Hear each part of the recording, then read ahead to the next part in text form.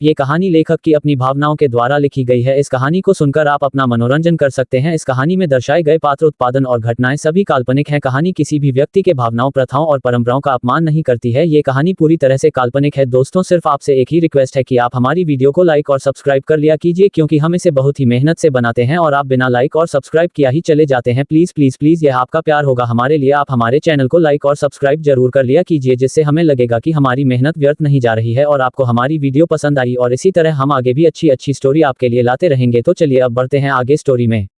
Episode 61, प्रजावत brothers का Khurana house जाना। अगली सुबह आदित्य की नींद फोन रिंग होने से खुली। आदित्य ने नाइट स्टैंड से अपना फोन उठाया तो देखा दीपक का कॉल आ रहा था। आदित्य ने अपना फोन उठाकर बोला, हाँ बोला। आदित्य की आवाज सुनकर फोन के दूसरी तरफ से दीपक बोला, बॉस आज आपकी मीटिंग है 9 बजे लंदन वाले क्लाइंट के साथ। दीपक की बात सुनकर आदित्य बोला, लेकिन ये मीटिंग तो 2 हफ्ते बाद होने वाली थी ना। आदित्य की बात सुनकर दीपक बोला, जी बॉस, लेकिन क्लाइंट की बेटी की तबीयत खराब है और उनकी फ्लाइट 11 बजे से है, इसलिए वो चाहते हैं कि मीटिंग आज ही हो जाए। दीपक की बात सुनकर आदित्य बोला, ठीक है। इतना कहकर आदित्य ने कॉल कट कर दिया और बेड से उठकर खड़ा हो गया और सोफे पर सो रही सिया को देखकर मुस्कुरा दिया और बाथरूम चला गया। थोड़ी देर बाद आदित्य बाथरूम से अपनी कमर पर एक टॉवल लपेटकर बाहर आया और क्लोजेट चला गया और क्लोजेट से एक ब्लू कलर का 3-पीस सूट पहनकर बाहर आया और ड्रेसिंग के सामने अपने बाल सेट करने लगा। कुछ देर बाद आदित्य तैयार होकर सिया को देखकर रूम से बाहर निकल गया और काव्या जी को बताकर आहिर के साथ ऑफिस चला गया। आदित्य के जाने के 1 घंटे बाद सिया की आंख खुली। सिया ने बेड को देखा जो खाली था। सिया बेड को एक नज़र देखकर बाथरूम चली गई और थोड़ी देर बाद सिया शावर लेकर बाहर आई। इस समय सिया ने बाथरोब पहन रखा था, जिसमें उसके गोरे पैर साफ दिखाई दे रहे थे। सिया ड्रेसिंग के पास जाकर ड्रायर से अपने हेयर ड्राई कर क्लोजेट चली गई और एक ब्लैक कलर की जीन्स और वाइट कलर की शर्ट पहनकर बाहर आई। उसके हाथ में कोट था जो वो पहनते हुए क्लोजेट से बाहर आई। कपड़ों से मैचिंग ब्लैक कलर के शूज पहन रखे थे। इन कपड़ों में सिया बकाई बहुत खूबसूरत लग रही थी। कुछ देर बाद सिया सबके साथ ब्रेकफास्ट करने के बाद अपने ऑफिस चली गई। वही रोहन और अंशुमन जी भी अपने ऑफिस चले गए। दोपहर के 3 बजे तक सभी लोग ऑफिस से वापस आ चुके थे, क्योंकि सिया के साथ साथ आदित्य, आहिर, काया और रोहन भी खुराना हाउस जा रहे थे। काव्या जी, अंशुमन जी और साधना जी कल सुबह खुराना हाउस जाने वाली थे।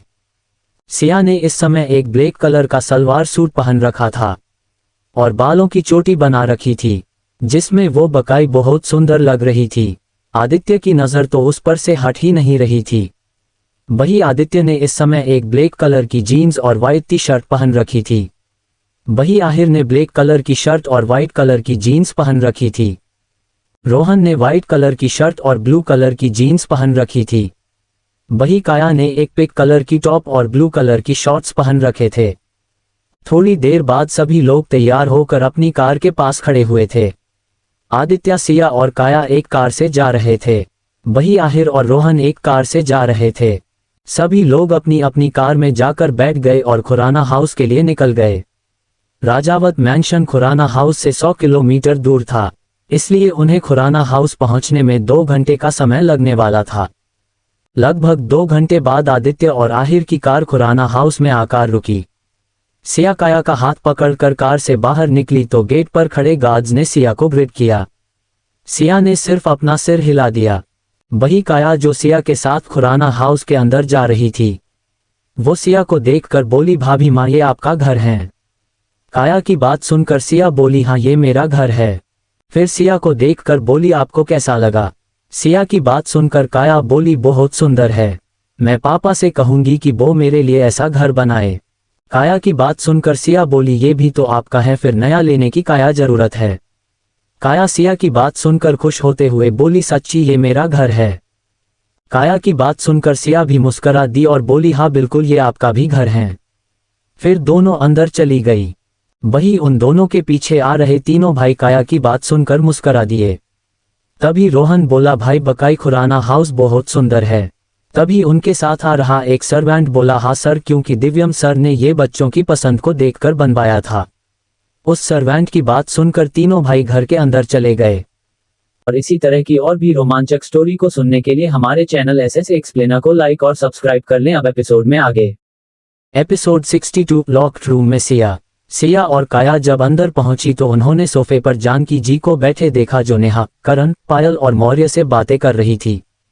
जानकी जी को देखकर काया बोली, नानी माँ। काया की आवाज सुनकर सभी लोग गेट की तरह देखने लगे, जहां सिया और काया खड़ी थी और उनके पीछे तीनों भाई खड़े थे। जानकी जी सभी को देखकर खुश हो गई और बोली, मेरे बच्चे। काया जल्दी से सिया का हाथ छोड़कर नानी के पास चली गई। वही सिया और तीनों भाई भी हॉल में आ गए। सिया और आदित्य ने साथ मिलकर नानी के पैर छूकर आशीर्वाद लिया। वही उनके बाद में रोहन और आहिर ने भी पैर छूकर आशीर्वाद लिया। चारों नानी जी के पैर छूने के बाद सभी लोग हॉल में सोफे पर बैठकर कॉफी पीते हुए आपस में बातें कर रहे थे। सिर्फ सिया को छोड़कर जो चुपचाप अपने फोन में अपने फार्म हाउस की कैमरा की लाइव वीडियो देख रही थी, जिसमें एक लड़की दिखाई दे रही थी। थोड़ी देर बाद सिया ने अपना फोन बंद कर दिया। वही नानी जी सिया को देख रही थी, पर सब लोगों की मौजूदगी में उन्होंने सिया से कुछ नहीं कहा। थोड़ी देर बाद सभी लोग रूम में फ्रेश होने चले गए। आदित्य जब सिया के रूम में पहुंचा तो उसने सिया का रूम देखा तो उसे बहुत पसंद आया, क्योंकि सिया का रूम व्हाइट कलर का पेंट था और वही व्हाइट कलर का इंटीरियर था। आदित्य पूरे कमरे को अपनी आंखों से स्कैन कर रहा था, तभी उसकी नजर बेड के ऊपर लग रहे फोटो फ्रेम पर गई, जिसमें सिया एक व्हाइट लैब्राडोर डॉग के साथ मस्ती कर रही थी, जिसमें सिया ने बॉर्ज के कपड़े पहन रखे थे। सिया के बाल खुले हुए थे। आदित्य उस फोटो को देखकर बोला, ये फोटो मैंने कहीं तो देखा था। इतना कहकर आदित्य याद करने की कोशिश करने लगा, पर आदित्य को कुछ याद नहीं आया। वो अपना सिर झटक कर बाथरूम फ्रेश होने चला गया। थोड़ी देर बाद आदित्य बाथरूम से बाहर अपनी कमर पर एक टॉवल लपेटकर बाहर आया तो उसने देखा कि सिया बेड पर बैठकर किसी से फोन पर बात कर रही थी। बाथरूम के डोर खुलने की आवाज सुनकर सिया ने उस तरफ देखा जहां आदित्य एक टॉवल लपेटकर खड़ा हुआ था और दूसरी टॉवल से अपने बाल पोंछ रहा था। सिया आदित्य को एक नजर देखकर अपना फोन लेकर बालकनी चली गई। थोड़ी देर बाद जब सिया बालकनी से वापस रूम में आई तो उसने देखा कि आदित्य सोफे पर बैठकर अपना काम कर रहा था। सिया क्लोजेट से अपने कपड़े लेकर बाथरूम चली गई और थोड़ी देर बाद तैयार होकर आदित्य से बोली, डिनर करने का समय हो गया है। सिया की बात सुनकर आदित्य बोला, ठीक है मैं अभी आया। आदित्य की बात सुनकर सिया बोली, ठीक है मैं नीचे जा रही हूँ। इतना कहकर सिया रूम से बाहर चली गई। सिया जब डाइनिंग एरिया में पहुंची तो उसने देखा कि डाइनिंग टेबल पर उसे और आदित्य को छोड़कर सभी लोग डाइनिंग टेबल पर डिनर के लिए बैठे हुए थे। सिया भी अपनी चेयर पर जाकर बैठ गई। थोड़ी देर बाद आदित्य भी डिनर के लिए नीचे आ गया और सिया के बगल में बैठ गया। डिनर करने के बाद सभी लोग हॉल में बैठे हुए थे। तभी जानकी जी सिया से बोली, सिया पंडित जी कल 10 बजे तक पूजा के लिए आ जाएंगे। सिया अपनी नानी की बात सुनकर बोली, ठीक है। इतना कहकर सिया हॉल में से उठकर सेकंड फ्लोर पर चली गई। सिया को सेकंड फ्लोर पर जाते देख करण, नेहा, पायल और नानी माँ समझ गए कि सिया उस लॉक्ड रूम में जा रही है। इसलिए नानी माँ के साथ साथ करण, नेहा उदास हो गई और नानी माँ सोफे से उठकर अपने रूम में चली गई। वही करण, नेहा, पायल तीनों उन्हें जाते हुए देखने लगे। वही आदित्य और आहिर समझने की कोशिश कर रहे थे ऐसा क्या हुआ था सिया के मॉम डैड के साथ कि जब भी सिया के मॉम डैड की बात होती रहती तो सिया और बाकी सबका मूड कैसे बदल गया। वही सिया सेकंड फ्लोर पर उस रूम के अंदर चली गई और एक तस्वीर के सामने जाकर खड़ी हो गई। ये और किसी की नहीं, सिया के मॉम डैड की तस्वीर थी, जिसमें सिया की मॉम उसके गले में बाहें डालकर खड़ी थी और उसके डैड ने उसकी मॉम की कमर पकड़ रखी थी। दोनों एक दूसरे की आंखों में प्यार से देख रहे थे। उस तस्वीर को देखकर सिया बोली, आप दोनों क्यों चले गए मुझे छोड़कर? अकेली हो गई हूँ, मेरे दर्द को समझने वाला कोई नहीं है। किसको बताऊं कि क्या हुआ था 10 साल पहले, क्या क्या खोया है मैंने। इतना कहकर सिया की आंखों से एक आंसू की बूंद बह गई। और इसी तरह की और भी रोमांचक स्टोरी को सुनने के लिए हमारे चैनल एसएस एक्सप्लेनर को लाइक और सब्सक्राइब कर लें। अब एपिसोड में आगे। एपिसोड 63 सिया का दर्द। कुछ देर बाद सिया उस रूम से निकलकर उसे अच्छे से लॉक कर नीचे गार्डन के पीछे वाले एरिया में चली गई।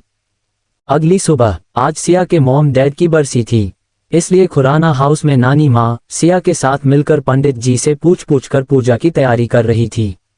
बाकी सभी लोग तैयार होकर हॉल में गैदों पर बैठे हुए थे। सभी ने आज व्हाइट कलर के कपड़े पहन रखे थे। वही सिया ने एक व्हाइट कलर का सलवार सूट पहन रखा था। आदित्य सिया की तरफ देख रहा था, क्योंकि सिया का फेस बिल्कुल शांत था, पर उसकी आंखों में एक आग दिखाई दे रही थी, जो किसी की तबाही लाने वाली थी। आदित्य सिया की आंखों को देखकर अपने मन में बोला, क्या हो तुम, क्या हुआ है तुम्हारे साथ, क्यों समझ नहीं पा रहा हूं मैं तुम्हें।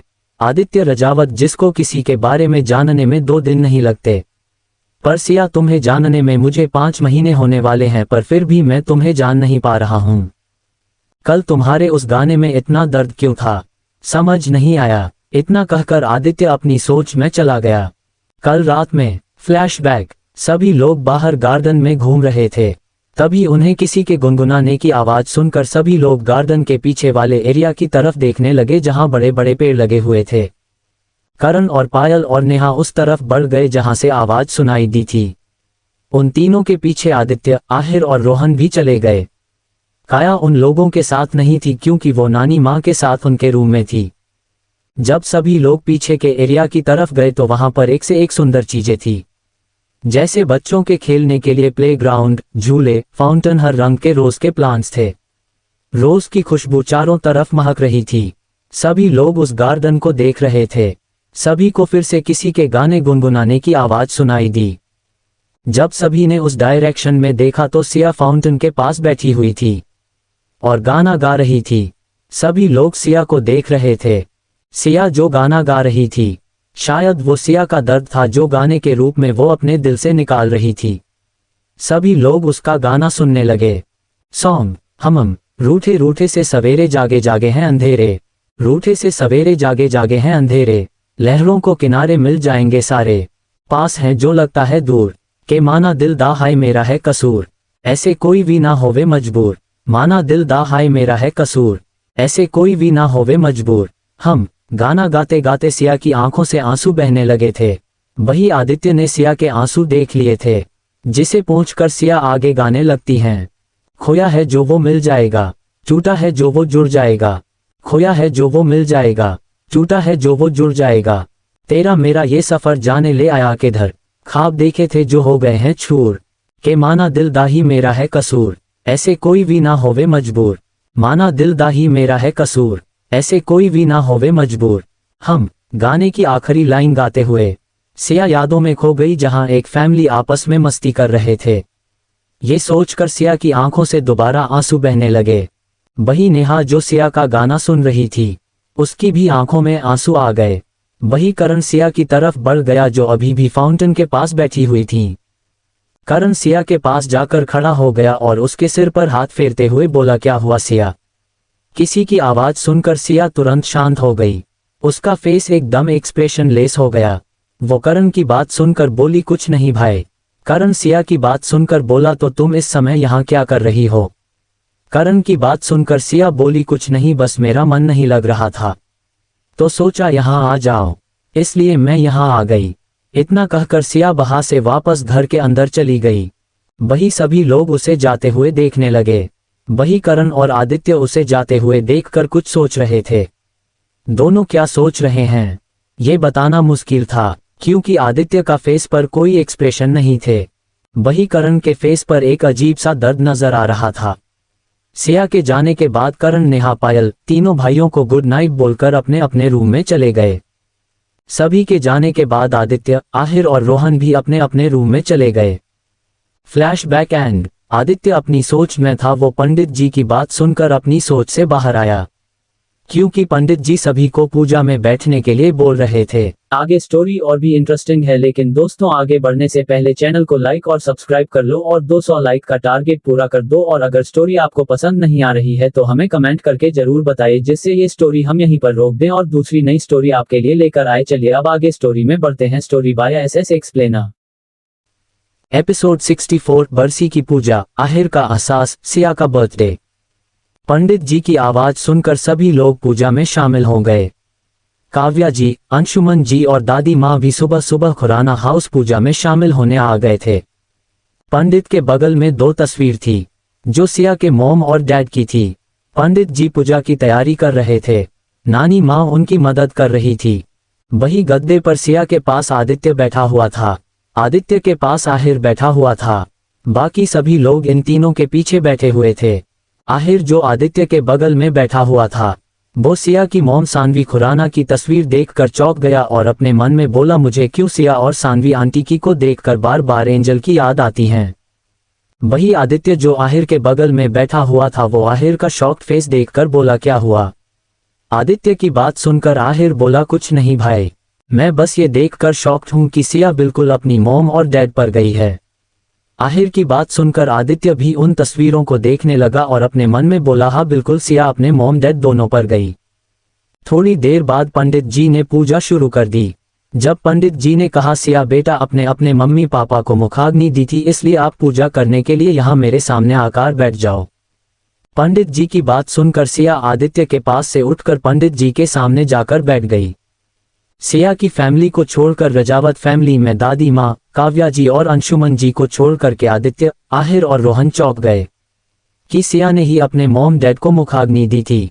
ये सुनकर आदित्य सिया की तरफ देखने लगा, जो पूजा की विधि कर रही थी, जो उसे पंडित जी बता रहे थे। आदित्य अपने मन में बोला, क्या क्या सहा है तुमने? जब तक मैं जान नहीं जाऊंगा मुझे चैन नहीं आएगा। इतना कहकर आदित्य भी पूजा में ध्यान देने लगा। लगभग 1 घंटे बाद पूजा समाप्त होने के बाद सिया ने पंडित जी को भोजन कराया और दक्षिणा देकर विदा किया। पंडित जी के जाने के बाद नानी माँ बोली, सभी को देखकर बोली, आप सब भी खाना खा लीजिए। नानी माँ की बात सुनकर सभी लोग डाइनिंग टेबल पर जाकर बैठ गए। सर्वेंट ने सभी को सर्व कर दिया। सभी लोगों अपना अपना ब्रेकफास्ट करने लगे। सिया इस समय वहां मौजूद नहीं थी, वो अपने रूम में अकेली थी। उसे थोड़ी देर अकेले रहना था, इसलिए उसे किसी ने परेशान नहीं किया था। सभी लोग अपना ब्रेकफास्ट करने के बाद हॉल में जाकर बैठ गए। दादी माँ नानी माँ को देखकर बोली, वैसे किसी को पता है आज सिया का बर्थडे भी है? अपनी दादी माँ की बात सुनकर आदित्य उनकी तरफ देखने लगा। वही दादी माँ की बात सुनकर नानी माँ दुखी होकर बोली, जब अपने ही साथ ना हो तो क्या फायदा, 10 साल हो गए। दिव्यम और सानवी के जाने के बाद सिया ने कभी अपना बर्थडे नहीं मनाया। जब भी ये दिन आता था, वो पूरे पूरे दिन गायब रहती थी, सिर्फ पूजा में शामिल होकर वापस चली जाती थी। आज पहली बार वो कहीं नहीं गई हैं। तभी दादी माँ बोली, जानकी क्यों इतनी चिंता कर रही हो तुम, जैसे सिया आज घर से कहीं नहीं गई हैं। वैसे ही वो धीरे धीरे इस दिन हम लोगों के बीच में भी रहेंगी। दादी माँ की बात सुनकर साधना, तू जो कह रही है काश वो सच हो जाए। 10 साल से अपनी बच्ची को देख रही हूँ, वो दोनों तो हमें छोड़कर चले गए, पर अपने साथ अपने बच्चों की खुशियां भी जाने अनजाने साथ ले गए। बस खामोशी और दर्द छोड़ गए हैं, जो शायद सिया के दिल में से कभी भी बाहर निकलेगा कि नहीं, ये तो भगवान ही जाने। सभी लोग नानी माँ और दादी माँ की बात सुन रहे थे, पर कोई कुछ नहीं बोल रहा था। और इसी तरह की और भी रोमांचक स्टोरी को सुनने के लिए हमारे चैनल एसएस एक्सप्लेनर को लाइक और सब्सक्राइब कर लें। अब एपिसोड में आगे। एपिसोड 65, रोहन पायल की किस सिया का बर्थडे। ऐसे ही दिन बीत गया। रोहन जो अपने फोन पर बात करते हुए जा रहा था, वो पायल से टकरा गया और गिरने की वजह से उसने पायल को पकड़, जिससे रोहन के साथ पायल भी नीचे गिर पड़ी, जिससे पायल रोहन के ऊपर थी और उसके लिप्स रोहन की गर्दन से छू गए थे, जिस वजह से रोहन और वो दोनों एक शांत हो गए। दोनों अभी भी उसी पोजीशन में थे। तभी उन्हें किसी की आवाज सुनाई दी। दोनों ने आवाज सुनकर उस तरफ देखा जहां से आवाज आई। वहां आहिर, आदित्य, मौर्य, करण और नेहा खड़े थे। उन्हें देखकर दोनों जल्दी से खड़े होने को हुए, लेकिन वापस गिर पड़े। इस बार दोनों के लिप्स आपस में जुड़ गए। वही उन दोनों को इस तरह देखकर सभी लोग शॉक्ड हो गए। पायल रोहन के ऊपर से हटकर सॉरी बोलकर दूर खड़ी हो गई। रोहन भी खड़ा हो गया और पायल को देखने। वही पायल दौड़कर अपने रूम में चली गई। पायल को जाते देख रोहन मुस्कुरा दिया। सभी लोग भी मुस्कुराते हुए अपने अपने रूम में चले गए। आहिर जो अपने रूम की तरह जा रहा था, तभी उसने देखा कि नानी माँ का रूम का डोर खुला हुआ। आहिर के पैर नानी माँ के रूम की तरह बढ़ गए। आहिर जब रूम में पहुंचा तो उसने देखा कि नानी माँ माला का जाप कर रही थी। आहिर जैसे ही जाने को हुई, उसकी नजर एक दीवार पर जाकर रुकी। उस दीवार को देखकर आहिर के पैर जम गए। आहिर उस दीवार की तरह देखने लगा। उसकी आंखों में एक अजीब सा एहसास था, जो उस दीवार की किसी चीज को देखकर आया था। आहिर उस दीवार की फोटो क्लिक कर रूम से बाहर निकल गया। वहीं दूसरी तरफ आदित्य जब अपने रूम में पहुंचा तो उसने देखा कि सिया बेड पर बैठकर अपना काम कर रही थी। उसका पूरा फोकस लैपटॉप की तरह था। आदित्य सिया को देखकर बाथरूम चला गया और चेंज करने के बाद अपना लैपटॉप लेकर अपने ऑफिस का काम करने लगा। लगभग आधे घंटे बाद आदित्य जो अपना काम कर रहा था, अचानक उसे सिया को देखकर आज सुबह की नानी माँ की बात याद आ गई और अपने मन में बोला, जीतना तुम्हारे बारे में जानने की कोशिश करता हूँ तो हर बार कोई नया ही सवाल सामने आ जाता है। आदित्य अपने आप से बात कर ही रहा था, तभी उसे काया की आवाज आई जो रूम के गेट से अंदर आते हुए भाभी माँ चिल्ला रही थी। काया की आवाज सुनकर सिया जो अपना काम कर रही थी, उसके हाथ रुक गए। सिया अपनी नजर दरवाजे की तरह करती हैं जहां से काया आकर सिया के पास जाकर बैठ गई। सिया काया के सिर पर हाथ फेर कर वापस अपना काम करते हुए बोली, क्या हुआ प्रिंसेस? काया सिया की बात सुनकर सिया को देखकर बोली, भाभी माँ आज आपका बर्थडे है। सिया जो अपना काम कर रही थी उसके हाथ रुक गए। वही आदित्य जो अपना काम कर रहा था वो भी काया की बात सुनकर सिया की तरफ देखने लगा। वही सिया जो काया की बात सुनकर चुप हो गई थी वो एकदम शांत आवाज में बोली, प्रोसेस आपको ये किसने बताया? सिया की बात सुनकर काया बोली, आज सुबह नानी माँ और दादी माँ बात कर रही थी, तब मैंने सुना था कि आज आपका बर्थडे है। काया की बात सुनकर सिया गहरी सांस लेकर बोली, प्रिंसेस ऐसा कुछ नहीं है, आज मेरा बर्थडे नहीं है। सिया की बात सुनकर काया बोली, पर भाभी माँ नानी माँ। काया ने इतना ही कहा था कि तभी सिया बोली, ऐसा कुछ नहीं है प्रिंसेस, रात बहुत हो गई है, आपको सो जाना चाहिए। इतना कहकर सिया अपना लैपटॉप बंद कर काया को लेकर बेड पर लेट गई। सिया और काया को सोते देख आदित्य भी अपना काम बंद कर बेड पर जाकर लेट गया और गौर से सिया की तरफ देखने लगा। जिसकी आंखें बंद थी वो सिया को देखते हुए सो गया। अगली सुबह सिया और बाकी सभी वापस रजावत मैंशन जाने वाले थे, इसलिए सभी लोग एक साथ ब्रेकफास्ट करने वाले थे, इसलिए सभी डाइनिंग टेबल पर मौजूद थे। लगभग 1 घंटे बाद सभी लोग रजावत मैंशन के लिए अपनी अपनी कार से निकल गए। सिया, आदित्य और काया एक कार में थे, रोहन और आहिर एक कार में, और काव्या जी, अंशुमन जी और दादी माँ एक कार में थे। आगे स्टोरी और भी इंटरेस्टिंग है, लेकिन दोस्तों आगे बढ़ने से पहले चैनल को लाइक और सब्सक्राइब कर लो और 200 लाइक का टारगेट पूरा कर दो। और अगर स्टोरी आपको पसंद नहीं आ रही है तो हमें कमेंट करके जरूर बताइए, जिससे ये स्टोरी हम यहीं पर रोक दें और दूसरी नई स्टोरी आपके लिए लेकर आए। चलिए अब आगे स्टोरी में बढ़ते हैं। Story by SS explainer. Episode 66, Ahir की एंजल, सुहाग की साड़ी और गहने। 2 घंटे बाद सभी लोग रजावत मैंशन पहुंच गए। सिया काया को अपनी गोद में लेकर गाड़ी से बाहर निकली क्योंकि काया सिया की गोद में कार में सो गई थी।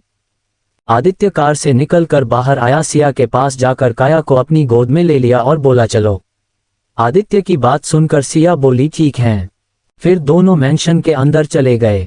बाकी सब लोग भी अपनी कार से निकलकर मैंशन के अंदर चले गए। आदित्य काया को काया के रूम में ले जाकर बेड पर लिटा दिया और अच्छे से ब्लैंकेट से कवर कर रूम से बाहर निकल गया और अपने रूम में चला गया। आदित्य जब अपने रूम में पहुंचा तो उसे रूम में कहीं नहीं दिखाई दी। आदित्य बाथरूम की तरफ बढ़ गया, तभी उसे बालकनी में किसी की आवाज सुनाई दी। आदित्य जब बालकनी के तरफ गया तो उसने सिया को देखा जो फोन पर किसी से बात कर रही थी। सिया इस वक्त बहुत ही सीरियस थी। आदित्य सिया को देखकर बात सुनकर ने जब ध्यान से सिया की बात सुनने की कोशिश करने लगा, पर आदित्य को सिया की बात साफ सुनाई नहीं दे रही थी। क्योंकि वो बालकनी के अंदर नहीं जा पा रहा था, इसलिए हार कर वो बाथरूम फ्रेश होने चला गया क्योंकि उसे ऑफिस जाना था। आदित्य बाथरूम में शावर लेकर बाहर आया और क्लोजेट में चला गया और एक ब्लैक कलर का 3-पीस सूट पहनकर ड्रेसिंग के सामने तैयार होकर ऑफिस निकल गया। वही आहिर के रूम में आहिर बेड पर लेटा हुआ मुस्कुरा रहा था। आज बहुत खुश था। तभी वो एकदम खुश होते हुए अपनी एंजल की तस्वीर देखकर बोला, 10 साल हो गए तुम्हें ढूंढते हुए एंजल, पर आज इतने साल बाद एक क्लू मिला है मुझे। अगर वो सही हुआ तो जल्द ही तुम मेरे सामने होगी। अगर मुझे तुम्हें अपने सामने अपने पास रखना होगा तो जल्द ही तुम्हारे बारे में सब कुछ पता कर लूंगा। सबसे पहले मुझे इसके बारे में। आहिर अपने हाथ में पकड़े फोन में खुराना हाउस में खींची दीवार की तस्वीर देखकर बोला, इसके बारे में कंफर्म करना होगा। कुछ देर बाद आहिर भी तैयार होकर अपने ऑफिस चला गया। ऐसे ही पूरा हफ्ता बीत गया। शाम के समय आदित्य, आहिर और रोहन तीनों स्टडी रूम में काम कर रहे थे। वही अंशुमन जी काया को लेकर गार्डन में घूम रहे थे, क्योंकि काया को अपने डैड के साथ टाइम बिताना था। वही उनके साथ दादी माँ भी गार्डन में चेयर पर बैठी हुई थीं। दूसरी तरफ सिया अपने रूम में सोफे पर बैठी कुछ फाइल्स पढ़ रही थी। तभी रूम का डोर नॉक हुआ। दूर के नॉक होने की आवाज सुनकर बोली, आज जाए, डोर खुला हुआ है। तभी रूम का डोर ओपन हुआ और काव्या जी अंदर आए और बोली, सिया बच्चा। काव्या जी की आवाज सुनकर सिया ने अपनी फाइल्स बंद करके बोली, जी मॉम। काव्या जी अंदर आए और उनके साथ एक सर्वेंट अंदर आए और टेबल पर एक बड़ी सी थाल रख दी, जो कपड़े से ढक कर रखा था। सिया उस थाल को देखकर सिया सोफे से उठकर काव्या जी के पास जाकर खड़ी हो गई और बोली, मॉम इस थाल में क्या है? काव्या जी सिया का हाथ पकड़कर बेड पर बैठाते हुए बोली, उसमें सुहाग की साड़ी और गहने हैं। तुम्हारे लिए कल तीज का त्योहार है, इसलिए कल तुम्हें इन सुहाग के कपड़ों को पहनना है और आदित्य के लिए व्रत रखना है। काव्या जी की बात सुनकर सिया शांत हो गई। फिर काव्या जी सिया को चुप देखकर बोली, जानती हूँ बच्चा, तुम्हारी और आदित्य की शादी नॉर्मल शादी नहीं है, पर मैं चाहती हूँ कि तुम आदि के लिए ये तीज की पूजा और व्रत करो। काव्या जी की बात सुनकर सिया बोली, ठीक है मॉम, मैं कल इन कपड़ों को पहनकर पूजा और व्रत रखूंगी। सिया की बात सुनकर काव्या जी मुस्कुरा दी और सिया के फहद पर किस करने के बाद बोली, थोड़ी देर बाद मेरे रूम में आ जाना, मैंने मेहंदी वाली बुलाई है, वो मेरे और तुम्हारे हाथों पर मेहंदी लगा देगी। काव्या जी की बात सुनकर सिया बोली, ठीक है मॉम, मैं आ जाऊंगी। सिया की बात सुनकर काव्या जी सिया के सिर पर प्यार से हाथ फेरते हुए रूम से बाहर चली गई। काव्या जी के जाने के बाद सिया गौर से उस थाल को देखती रही और उस थाल को उठाकर क्लोजेट में अपनी अलमीरा में रखाए। और इसी तरह की और भी रोमांचक स्टोरी को सुनने के लिए हमारे चैनल एसएस एक्सप्लेनर को लाइक और सब्सक्राइब कर लें। अब एपिसोड में आगे। एपिसोड 67, तीज का त्योहार और आदित्य का सिया की खूबसूरती में खोना। सिया क्लोजेट से बाहर निकलकर बालकनी में चली गई और खाली आसमान देखने लगी।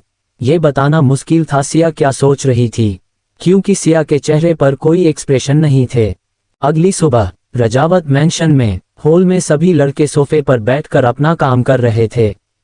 कोई भी आज ऑफिस नहीं गया था, क्योंकि दादी माँ ने त्योहार की वजह से सभी आदमियों को ऑफिस जाने से रोक लिया था। इसलिए सभी लड़के घर से ही अपना काम कर रहे थे। सभी ने हरे रंग का कुर्ता और पजामा पहन रखा था। उनके पास सोफे पर दादी माँ बैठी हुई थी, जिन्होंने हरी साड़ी पहन रखी थी, पर वो पूजा नहीं करने वाली थी, क्योंकि ये सुहागनों की पूजा थी। तभी अंशुमन जी जो अपने रूम से हॉल की तरह आ रहे थे, उन्होंने भी हरे रंग का कुर्ता और पजामा पहन रखे थे। उनके साथ काया भी थी, जिसने हरे रंग की फ्रॉक पहन रखी थी, जिसमें वो बहुत प्यारी लग रही थी, जैसे वो कोई डिज्नी प्रिंसेस हो। काया अंशुमन जी के पास से भागकर आहिर के पास जाकर बैठ गई। वही अंशुमन जी दादी माँ के पास जाकर बैठ गए और बोले, माँ ये काव्या कहाँ है? सुबह से दिखी नहीं है। फिर वो आदित्य को देखकर बोले, आदित्य सिया कहाँ है? वो भी नहीं दिख रही है। आदित्य जो अपना काम कर रहा था, वो अपने डैड की बात सुनकर बोला, मुझे नहीं पता, क्योंकि मैंने सिया को सुबह से नहीं देखा। जब मैं सोकर उठा था तब वो रूम में नहीं थी। आदित्य की बात सुनकर अंशुमन जी बोले, पता नहीं कहाँ गई हैं ये दोनों सास बहू। अपने पोते और बेटे की बात सुनकर दादी माँ आदित्य और अंशुमन जी को देखकर बोली, कहीं नहीं गई दोनों। सिया किचन में है, पूजा का प्रसाद बना रही है, और काव्या मंदिर में है, तीज की पूजा की तैयारी कर रही है। दादी माँ की बात सुनकर आदित्य और अंशुमन जी ने अपना सिर हिला दिया। तभी पायल की आवाज सुनकर सभी को निगाहें किचन के डोर पर जाकर ठहर गई, जहां से सिया आ रही थी, हाथ में प्रसाद लेकर आ रही थी। सिया को देखकर आदित्य के दिल की धड़कनें बढ़ गई, क्योंकि सिया बकाई बहुत सुंदर लग रही थी और आदित्य सिया की खूबसूरती में खो गया था। सिया ने हरे रंग की साड़ी पहन रखी थी, जिसमें उसकी पतली कमर दिखाई दे रही थी, और उसने सुहाग का 16 श्रृंगार कर रखा था। उसने बालों का बन बनाया हुआ था, बालों की कुछ लटे उसके चेहरे को चूम रहे थे, और उसकी बालों में बीच की मांग का लाल सिंदूर, माथे की बिंदी चमक रही थी। गले में मंगलसूत्र, गले और कानों में डायमंड नेकलेस, हाथों में आदित्य के नाम की मेहंदी और हरी लाला चूड़ी, पैरों में महावर, पायल, बिछुआ पहने हुई थी। कुल मिलाकर आज सिया सुहागन लग रही थी, जो अपने पति के लिए तैयार हुई थी। सिया प्रसाद को लेकर मंदिर की तरह चली गई। आदित्य सिया की खूबसूरती में खोया हुआ उसे जाते देख रहा था। वो अंशुमन जी की आवाज सुनकर अपने होश में आया तो वो अपनी हरकत पर झेप गया। वही अंशुमन जी दादी माँ से बोले, माँ सिया वाकई बहुत सुंदर लग रही थी, बिल्कुल सानवी और दिव्यम जैसी। अंशुमन जी की बात सुनकर दादी माँ बोली, हाँ सिया बिल्कुल दिव्यम और सानवी की परछाई हैं, उसमें दोनों के गुण हैं। थोड़ी देर सभी लोग अपनी जगह से उठकर मंदिर में चले गए, जहां काव्या जी पूजा के लिए थाल तैयार कर रही थी। अंशुमन जी ने जब काव्या जी को देखा तो काव्या जी ने भी हरी साड़ी पहन रखी थी। उन्होंने भी अंशुमन जी के नाम का 16 श्रृंगार किया था। उन्हें देखकर अंशुमन जी के भी दिल की धड़कनें बढ़ गई थी। उनकी नजरें काव्या जी को निहार रही थी। आदित्य और बाकी सब की नजर सिया की तरफ थी, जो मिट्टी से शिवजी और पार्वती की मूर्ति बना रही थी। क्यों तीज के त्योहार में शिवजी की और पार्वती की पूजन किया जाता है। लगभग 1 घंटे बाद सिया ने मूर्ति बना ली और उन्हें चौकी पर लाल या पीला कपड़ा बिछाकर मिट्टी से बनी भगवान शिव और माता पार्वती की प्रतिमा को विराजमान कर दिया। और इसी तरह की और भी रोमांचक स्टोरी को सुनने के लिए हमारे चैनल SS एक्सप्लेनर को लाइक और सब्सक्राइब कर लें। अब एपिसोड में आगे। एपिसोड 68 हरियाली तीज व्रत कथा और सिया का आदित्य के पैर छूना। थोड़ी देर बाद सिया और काव्या जी पूजन करने लगी और बाकी सब उनके पीछे जाकर बैठ गए और उन्हें पूजन करते हुए देखने लगे। सिया और काव्या जी शिव जी को चंदन, मौली, अक्षत, धतूरा, आंख के पुष्प, भस्म, गुलाल, अबीर, 16 प्रकार की पत्तियां आदि अर्पित करने लगीं। उसके बाद दोनों ने मां पार्वती को सुहाग की सामग्री चढ़ाई। फिर उसके बाद दोनों ने भगवान को खीर, फल आदि का भोग लगाया और धूप दीप लगाकर सभी लोग काव्या जी से हरतालिका तीज व्रत की कथा सुनने लगे। हरियाली तीज व्रत कथा। एक समय दक्ष प्रजापति ने भव्य यज्ञ का आयोजन किया, जिसमें सभी देवी देवताओं, नाग, किन्नर, गंधर्व, ऋषियों को आमंत्रित किया। त्रिलोक में दक्ष प्रजापति के यज्ञ की चर्चा होने लगी। बात देवी सती के कानों में भी आई और वह दुखी हुई कि उनके पिता ने महादेव और उन्हें यज्ञ में शामिल होने के लिए आमंत्रित नहीं किया। इस बात से देवी सती को बहुत दुख हुआ और वह फिर भी बिना बुलाए पिता के यज्ञ में जाने की जिद करने लगी। महादेव ने देवी सती से कहा कि हे देवी, बिना बुलाए पिता के घर जाने से भी मान सम्मान की हानि होती है, इसलिए मेरी बात मानो और तुम ना जाओ। लेकिन देवी सती अपनी जिद में शिव की बात को मानने को तैयार न हुई और शिव से कहने लगी कि आप भले न जाएं, लेकिन मैं अपने पिता के यज्ञ में जरूर जाऊंगी। और वह शिव की आज्ञा बिना ही मायके चली आईं। दक्ष प्रजापति ने जब देवी सती को बिना बुलाए आया देखा तो देवी सती और महादेव का बड़ा अपमान किया। उस समय देवी सती को महादेव की बातों को स्मरण हो आया और अपनी भूल पर वह प्रायश्चित करने लगी। सती ने कहा कि महादेव के मना करने पर भी मैं यहाँ आए और मेरे कारण मेरे पति का अपमान हुआ है, अतः अब किस मुंह को लेकर शिव के समक्ष जाऊंगी। दुखी और क्रोधित हुई सती उसी समय पिता के यज्ञ कुंड में शिव का ध्यान करते हुए कूद गईं और सती हो गईं। देवी सती के अग्नि कुंड में देह त्याग की सूचना मिलते ही भगवान शिव अत्यंत क्रोधित होकर वीरभद्र को प्रकट किया, जिसने दक्ष प्रजापति के यज्ञ को नष्ट कर दिया। इसके बाद शिवजी घोर साधना में लीन हो गए।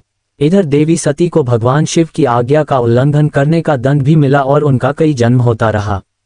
इस तरह देवी सती के 108 जन्म हुए।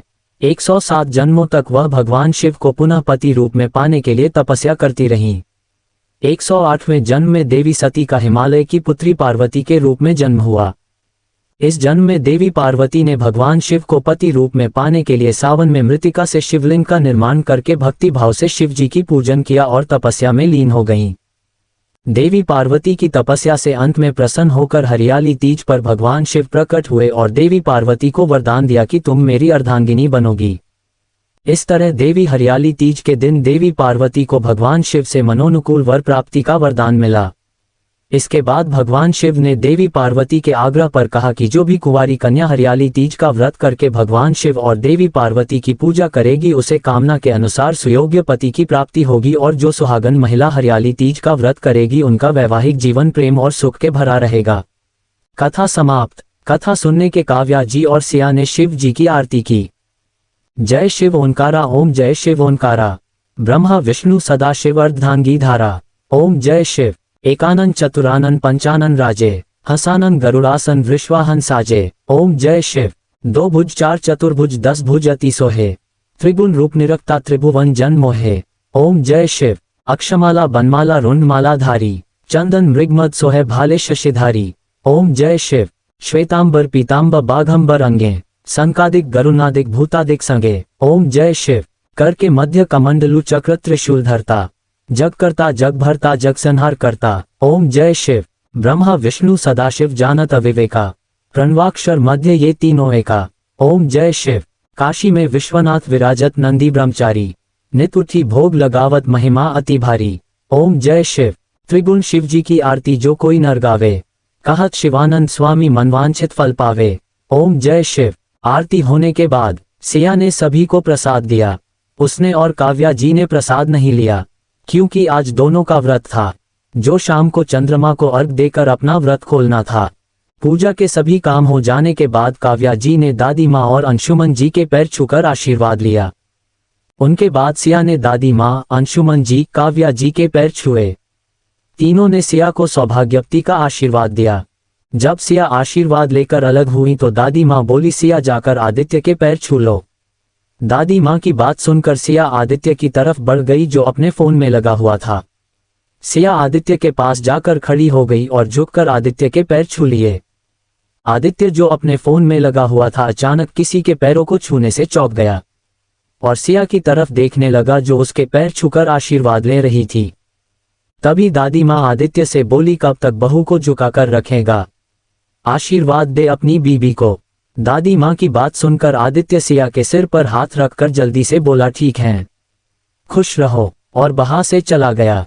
आदित्य को वहां से जाते देखकर सभी मुस्करा दिए।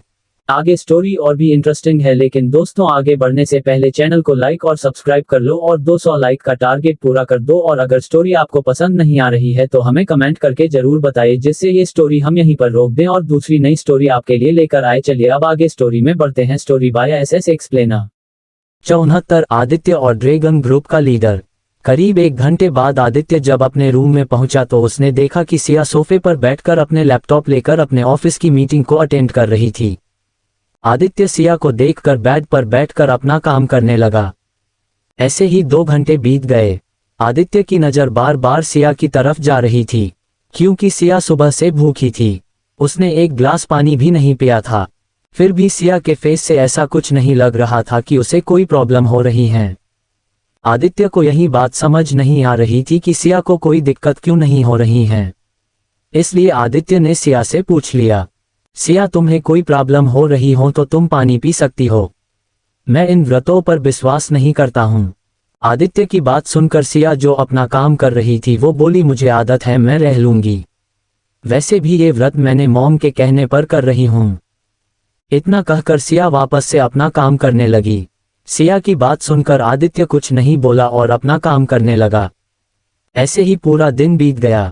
रात में टेरेस पर सभी लोग मौजूद थे।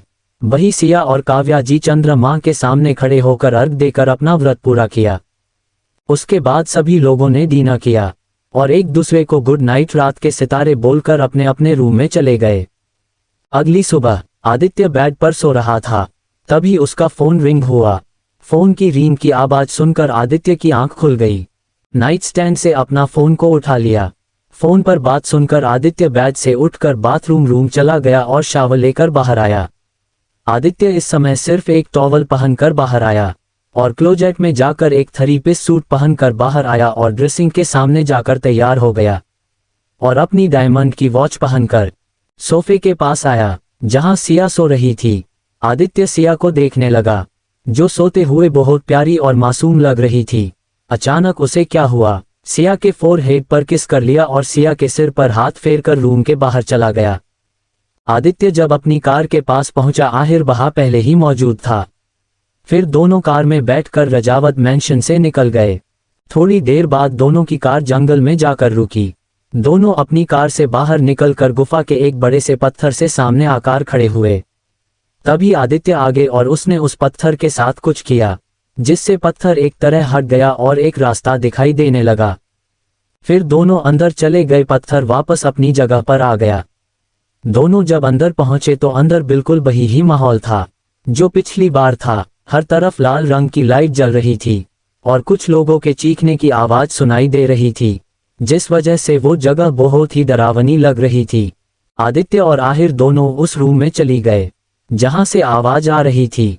जब दोनों उस रूम में पहुंचे तो उन्होंने देखा कि रोहन दो लोगों हंटर से मार रहा था, जिससे उन लोगों के शरीर से खून बह रहा था। उस हंटर पर लाल मिर्च लगी, इसलिए उनके शरीर में जलन हो रही थी और वो दर्द में चीख रहे थे। आहिर और आदित्य उन दोनों आदमियों को देख कर रहे थे। तभी आदित्य रोहन से बोला, रुक जाओ। आदित्य की बात सुनकर रोहन रुक गया और एक तरफ हट गया। आदित्य उन दोनों आदमियों के सामने जाकर खड़ा हो गया। आदित्य को देखकर वो दोनों डर से कांपने लगे। उन्हें खुद से डरते देखकर आदित्य मुस्कुरा दिया और बोला, क्या हुआ, डर लग रहा है? तभी उन दोनों आदमियों में से एक का फोन रिंग हुआ। आदित्य उस आदमी से बोला, उठा फोन और स्पीकर पर कर। आदित्य की बात सुनकर उस आदमी ने अपने कांपते हुए हाथों से फोन उठा लिया और बोला, हेलो। फोन के दूसरी तरफ से आवाज आई, काम हुआ कि नहीं? वो आदमी कुछ बोलता उससे पहले आदित्य फोन को उस आदमी के हाथ से खींचकर फोन अपने कान पर लगा लिया और बोला, किंग के रूल के खिलाफ कोई काम नहीं हो सकता है। आदित्य की बात सुनकर दूसरी तरफ से आवाज आई, किंग। फोन की दूसरी की बात सुनकर आदित्य बोला, हाँ मैं ही हूँ। हाँ, फोन के दूसरी तरफ और कोई नहीं, ड्रैगन ग्रुप का लीडर था। ड्रैगन ग्रुप का लीडर आदित्य की बात सुनकर गुस्से से बोला, ये तुमने ठीक नहीं किया किंग, ये ड्रैगन तुम्हें छोड़ेगा नहीं। ड्रैगन ग्रुप के लीडर की बात सुनकर आदित्य हंस दिया और बोला, तू पहले भी कुछ नहीं कर पाया था, आज भी कुछ नहीं कर पाएगा, क्योंकि शेर शेर ही रहता है और भेड़िया भेड़िया, जो हमेशा पीछे से वार करता है। और इसी तरह की और भी रोमांचक स्टोरी को सुनने के लिए हमारे चैनल एसएस एक्सप्लेनर को लाइक और सब्सक्राइब कर लें। अब एपिसोड में आगे। एपिसोड 70, किंग का कहर, सिया का दर्द। इतना कहकर आदित्य कॉल कट कर देता है। फिर उन दोनों आदमियों को देखकर रोहन से बोला, इन्हें मगरमच्छ के सामने डाल दो, कम से कम उनकी भूख तो मिटेगी। आदित्य की बात सुनकर वो दोनों आदमी बोले, किंग हमें माफ कर दो, हम आगे से ऐसा कुछ नहीं करेंगे। उन दोनों की बात सुनकर आदित्य बोला, लगना भी चाहिए, क्योंकि जो तुमने उन लड़कियों के साथ किया था उसकी सजा तो अभी बाकी है। इतना कहकर आदित्य ने रोहन को इशारा किया। आदित्य का इशारा देखकर रोहन ने दीवार में एक बटन प्रेस किया। तभी जमीन दो हिस्सों में बट गई और उन दो हिस्सों के बीचों बीच पानी में कई सारे मगरमच्छ तैर रहे थे। उन मगरमच्छों को देखकर वो दोनों आदमी आदित्य से रहम की भीख मांगने लगे, पर उन लोगों पर तीनों भाई को बिल्कुल दया नहीं आ रही थी, क्योंकि कल इन दोनों ने कुछ लड़कियां का रेप करके उन्हें बिना कपड़ों के सड़क के बीचों बीच मार कर फेंक दिया था। जब उन लड़कियों के परिवार वालों ने अपनी बच्चियों को इसी हालत में देखा तो उन्होंने सुसाइड कर लिया था। आदित्य उन दोनों को देखकर गुस्से से बोला, जो तुमने किया है उसकी सजा तो तुम्हें मिलेगी मिलेगी, साथ ही साथ पूरा अंडरवर्ल्ड को किंग का कहर सहना पड़ेगा। इतना कहकर आदित्य ने उन दोनों को उन मगरमच्छों के बीच फेंक दिया। जैसे ही पानी में हलचल पैदा हुए, तुरंत उन मगरमच्छों ने उन दोनों पर अटैक कर दिया और दोनों को मार कर खा गए। आदित्य, आहिर, रोहन तीनों उस चीज को देख रहे थे, पर तीनों के फेस पर डर का कोई नामो निशान नहीं था। वही खुराना इंडस्ट्री में सिया अपने केबिन में बैठकर फोन पर किसी से बात कर रही थी। सिया फोन पर बात करने के बाद अपनी चेयर पर आंख बंद करके पीछे झुककर बैठ गई। उसके फेस पर एक दर्द था जो सिया किसी के भी सामने शो नहीं करती थी। सिया अपनी खोलकर अपने लैपटॉप पर फार्म हाउस की लाइव रिकॉर्डिंग देख रही थी, जिसमें एक लड़की दिखाई दे रही थी। सिया उस लड़की को देखकर दुखी होते हुए बोली, क्या करूं मैं जो तुम पहले जैसी हो जाओ, नहीं देख सकती मैं तुम्हें इस तरह। सिया उस लड़की को देखकर अपने आप से ही बातें कर रही थी। तभी उसने अपने लैपटॉप में चल रही रिकॉर्डिंग में कुछ ऐसा देखा जिससे सिया की आंखें, जो थोड़ी देर पहले नम थी, वो अंगारे उगलने लगी थी। सिया लैपटॉप को बंद करके अपने केबिन से निकल गई। वही पायल, जो सिया के पास ही आ रही थी, सिया को ऑफिस से बाहर जाते देख खुद भी उसके पीछे चली गई। थोड़ी देर बाद सिया और पायल ऑफिस से अपनी कार लेकर निकल गई। वही उन दोनों के पीछा कोई और भी जा रहा था। शायद ये बात सिया को पता नहीं थी। और इसी तरह की और भी रोमांचक स्टोरी को सुनने के लिए हमारे चैनल एसएस एक्सप्लेनर को लाइक और सब्सक्राइब कर लें। अब एपिसोड में आगे। एपिसोड 71, सिया खुराना की बहन दिव्या खुराना और सिया का गुस्सा। लगभग 1 घंटे बाद सिया की कार फार्म हाउस में जाकर रुकी। वही वो दूसरी कार फार्म हाउस से कुछ दूरी पर रुक गई। थोड़ी देर बाद वो वापस लौट गईं। सिया और पायल अपनी कार में से निकलकर फार्म हाउस के अंदर चली गई। जब दोनों अंदर गई तो हॉल में एक 23 साल की लड़की फ्लोर पर बैठकर ड्राइंग कर रही थी। सिया एक नज़र उस लड़की को देखकर मुस्करा दी और उसकी आंखें शांत होने लगी और चलकर उस लड़की के पास जाकर बैठ गई और बोली, दिवी बच्चा कैसे हो? वो लड़की जो ड्राइंग कर रही थी वो आवाज सुनकर ऊपर देखने लगी। जैसे ही उसने सिया को देखा, एक दीदू बोलकर दम उछलकर सिया पर कूद गईं, जिससे सिया पीछे की ओर गिर पड़ी। वो लड़की भी सिया के साथ गिर पड़ी। अचानक गिरने से वो सिया के चेहरे की तरफ देखने लगी और खिलखिलाकर हंसने लगी। उसकी हंसी पूरे फार्म हाउस गूंज रही थी। सिया उस लड़की को हंसते देखकर मुस्कुरा उठी। थोड़ी देर बाद दोनों सोफे पर बैठी हुई थी। पायल भी उनके पास बैठी हुई थी। वो लड़की सिया की गोदी में सिर रखकर लेटी हुई थी और सिया से बात कर रही थी। वही सिया बोली, दीदू आपको पता है मुझे आपकी कितनी याद आई? सिया उसकी बात सुनकर बोली, मुझे भी तुम्हारी बहुत याद आए। इतना कहकर सिया उसके फॉरहेड पर किस कर लिया। फिर दोनों आपस में बातें कर रही थी। वही दिवी सिया से बातें करते हुए किसी 5 साल की बच्ची सी की तरह हंस रही थी। सिया भी उसके साथ मुस्कुरा रही थी। अचानक उसकी नज़र उस दिवी के गाल पर गई, जिससे उसकी आंखें दोबारा आग उगलने लगी। सिया दिवी को देखकर प्यार से बोली, जो उसकी गोद में सिर रख कर पायल से बात करते हुए हंस रही थी, दिवी बच्चा आप पायल के साथ अपने रूम में जाओ, दिदू अभी आती हैं। सिया की बात सुनकर दिवी बोली, ठीक है, पर आप मेरे लिए चॉकलेट लेकर आ जाना। दिवी की बात सुनकर सिया बोली, ठीक है। पायल दिवी को अपने साथ लेकर दिवी के रूम में चली गई और रूम का डोर लॉक कर लिया।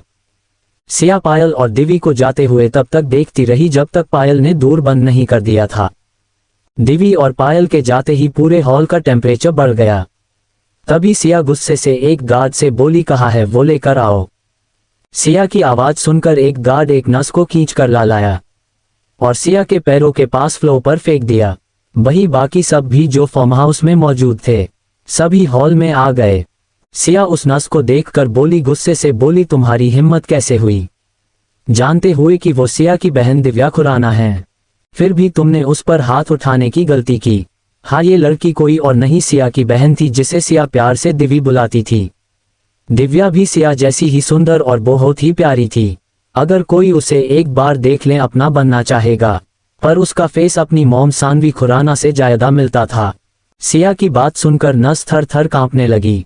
फ्लैशबैक, सिया जो अपने केबिन में बैठकर फार्म हाउस की लाइव फुटेज देख रही थी, तभी ये नस दिव्या को दवाई खिलाने आए, पर दिव्या बार बार खाने से मना कर रही थी, जिस वजह से उसने दिव्या को एक चाटा मार दिया था, जिस वजह से दिव्या रोने लगी थी।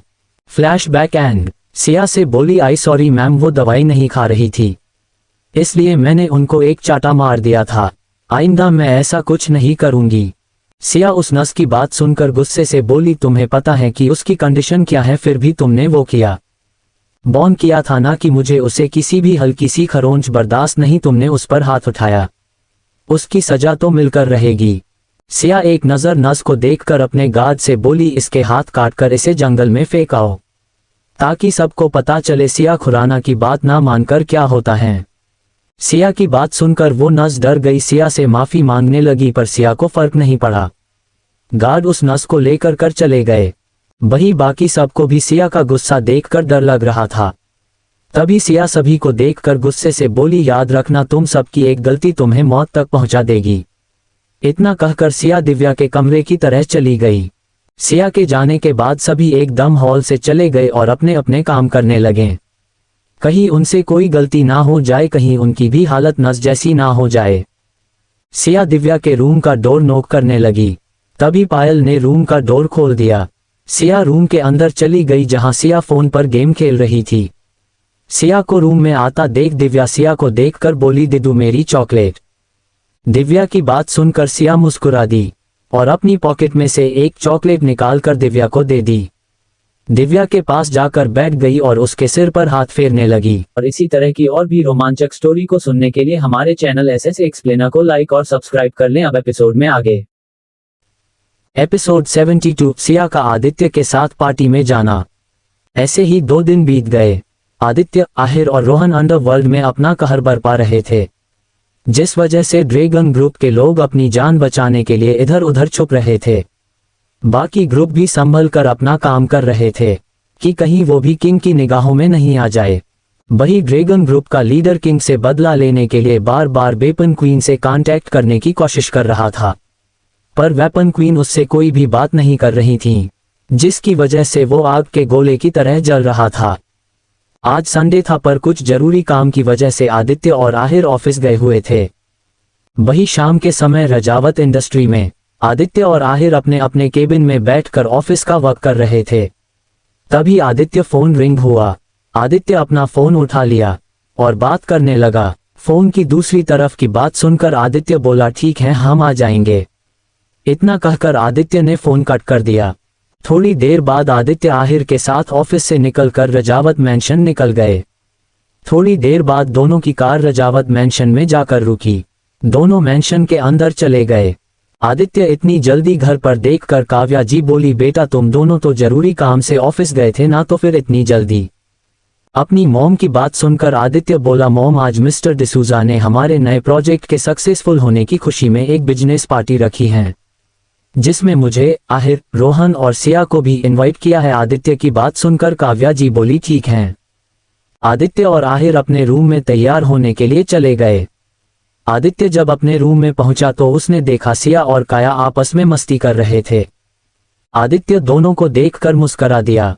आदित्य काया को देखकर बोला, काया बच्चा आप मम्मा के साथ खेल लो, आपकी भाभी माँ से मुझे कुछ काम है। आदित्य की बात सुनकर काया और सिया आदित्य को देखने लगी, तो आदित्य सिया से बोला, हमें कहीं जाना है, इसलिए तुम मेरे साथ जा रही हो। आदित्य की बात सुनकर काव्या, बच्चा आप मॉम के साथ खेल लो, कल हम दोनों खेलेंगे। सिया की बात सुनकर काया बोली, ठीक है, मैं मम्मा के साथ खेल लूंगी। इतना कहकर काया रूम से निकलकर काव्या जी के पास चली गई। काया के जाने के बाद सिया आदित्य से बोली, कहाँ जाना है? आदित्य सिया की बात सुनकर बोला, से तैयार हो जाओ, हम पार्टी में जाना है। आदित्य की बात सुनकर सिया बोली, पार्टी? आदित्य, हाँ पार्टी में, आज हमारे प्रोजेक्ट सक्सेसफुल होने की पार्टी, जिसमें मुझे जाना है। आदित्य की बात सुनकर सिया बोली, तो मेरा क्या काम है वहाँ? सिया की बात सुनकर आदित्य बोला, वो मेरे पार्टनर मिस्टर डिसूजा चाहते हैं कि मैं तुम्हें भी अपने साथ लेकर आऊं। आदित्य की बात सुनकर सिया बोली, ठीक है। इतना कहकर सिया क्लोजेट की तरह बढ़ने लगी। तभी आदित्य सिया का हाथ पकड़ लिया। आदित्य के हाथ पकड़ने की वजह से सिया आदित्य को देखने लगी। खुद को देखता पाकर आदित्य सिया का हाथ छोड़ देता है और उसे एक पैकेट देकर बोला, ये पहनना है। आदित्य की बात सुनकर सिया ने अपना सिर हिला दिया और पैकेट लेकर बाथरूम चली गई। वही आदित्य स्टडी रूम के बाथरूम में फ्रेश होने चला गया। लगभग 1 घंटे बाद आदित्य, आहिर और रोहन तीनों हॉल में मौजूद थे। तीनों सोफे पर बैठकर आपस में बातें करते हुए सिया का वेट कर रहे थे। वही आदित्य ने ब्लैक कलर का स्लिम फिट सूट पहन रखा था, जिसमें आदित्य की बॉडी बहुत ज्यादा अट्रैक्टिव लग रही थी। आहिर ने वेल्टेड पॉकेट सूट पहन रखा था, वही रोहन ने शॉल लपेल सूट पहन रखा था। तीनों भाई बहुत ज्यादा हैंडसम लग रहे थे। कोई भी लड़की उनके लिए किसी भी हद तक जा सकती थी। तीनों भाई आपस में बातें कर रहे थे, तभी उन्हें हील की आवाज सुनाई दी। तीनों भाई उस दिशा में देखने लगे जहां सिया स्टेयर से नीचे उतरकर आ रही थी। तीनों भाई सिया को देखने लगे। सिया ने एक ब्लैक कलर का ऑफ शोल्डर गाउन पहन रखा था, उसके साथ व्हाइट कलर के अमेरिकन डिमांड इयरिंग कैरी कर रखे थे और पैरों में ब्लैक कलर की हाई हील्स पहन रखी थी। वैसे भी सिया बहुत ही सुंदर थी। उसकी स्किन किसी बच्चे की तरह सॉफ्ट थी और इस ब्लैक कलर में सिया का रंग और निखर रहा था। तभी सिया स्टेयर से उतरकर आदित्य के पास जाकर खड़ी हो गई। वही आदित्य तो सिया की खूबसूरती में खो हुआ था।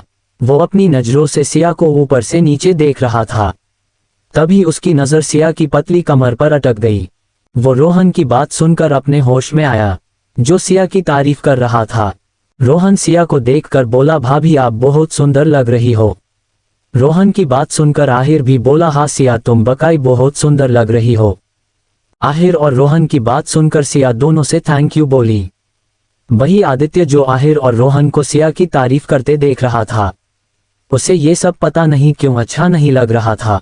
इसलिए आदित्य उन तीनों को देखकर बोला, चलो अब देर हो रही है। थोड़ी देर बाद सिया आदित्य के साथ कार में बैठी हुई थी।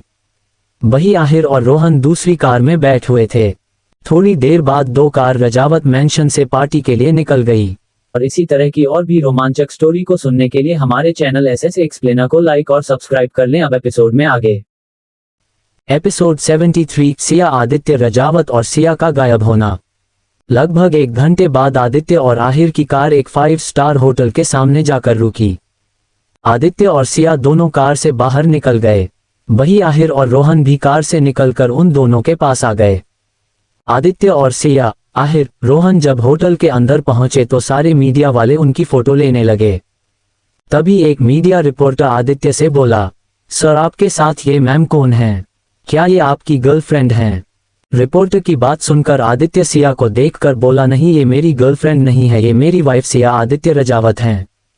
आदित्य की बात सुनकर सभी मीडिया वाले शॉक्ड हो गए थे, क्योंकि किसी को भी पता नहीं था कि आदित्य रजावत की शादी हो गई, क्योंकि सिया और आदित्य की शादी में सिर्फ फैमिली मेंबर्स और फैमिली फ्रेंड्स ही मौजूद थे। उनके साथ साथ सिया भी शॉक्ड थी, क्योंकि उसे उम्मीद नहीं थी कि आदित्य सबके सामने उसे अपनी वाइफ के रूप में इंट्रोड्यूस कराएगा। आदित्य सिया का हाथ पकड़कर अपने साथ होटल के अंदर चला गया। उनके पीछे आहिर और रोहन भी आ रहे थे। जब चारों पार्टी में पहुंचे तो आदित्य के बिजनेस पार्टनर मिस्टर डिसूजा ने चारों का स्वागत किया। मिस्टर डिसूजा 50 साल के थे। वो ब्रिटेन के नो 1 बिजनेसमैन थे। आदित्य इनकी बहुत रेस्पेक्ट करता था, क्योंकि ये एक समय के पाबंद और ऑनेस्ट आदमी थे।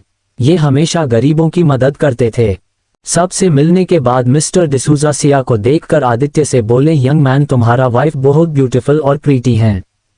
मिस्टर डिसूजा की बात सुनकर आदित्य, रोहन और आहिर मुस्करा दिए। वही मिस्टर डिसूजा की बात सुनकर सिया उन्हें देख मुस्करा दी। सिया को देखकर मिस्टर डिसूजा ने उसके सिर पर हाथ फेर दिया। उसके बाद मिस्टर डिसूजा आदित्य से बात करने लगे। आहिर और रोहन बार काउंटर पर बैठकर ड्रिंक कर रहे थे। पार्टी में मौजूद लड़कियां उन्हें देखकर आहें भर रही थी, पर किसी में इतनी हिम्मत नहीं थी उनके पास भी आ सके, क्योंकि उन्हें मौत के मुंह में जाने का शौक नहीं था। वही पार्टी में कोई और भी आदित्य, आहिर और रोहन को देख रहा था। तभी उसकी नजर सिया पर गई। सिया को एक नजर ऊपर से नीचे तक देखकर मुस्कुरा दिया। उसकी मुस्कुराहट बहुत ही गंदी थी। फिर आदित्य को देखकर बोला, आदित्य रजावत बहुत शौक है ना दूसरों से उनके प्रोजेक्ट छीनना। अब तुम्हें पता चलेगा जब मैं तुम्हारी इज्जत छीनूंगा। इतना कहकर वो वापस सिया को देखने लगा। उसकी आंखों में सिया के लिए हवस साफ दिखाई दे रही थी। तभी वो एक वेटर को पैसे देकर अपने हाथ में रखी ड्रिंक को उसकी ट्रे में रखकर फिर सिया की तरफ इशारा करते हुए बोला, इसे उसे दे देना। पैसे के लालच में आकर वो ट्रे लेकर सिया के पास चला गया, जो आदित्य के पास खड़ी अपने फोन में कुछ कर रही थी। वेटर सिया को देखकर बोला, ma'am would you like to some juice? Waiter की बात सुनकर सिया बोली, नो थैंक्स।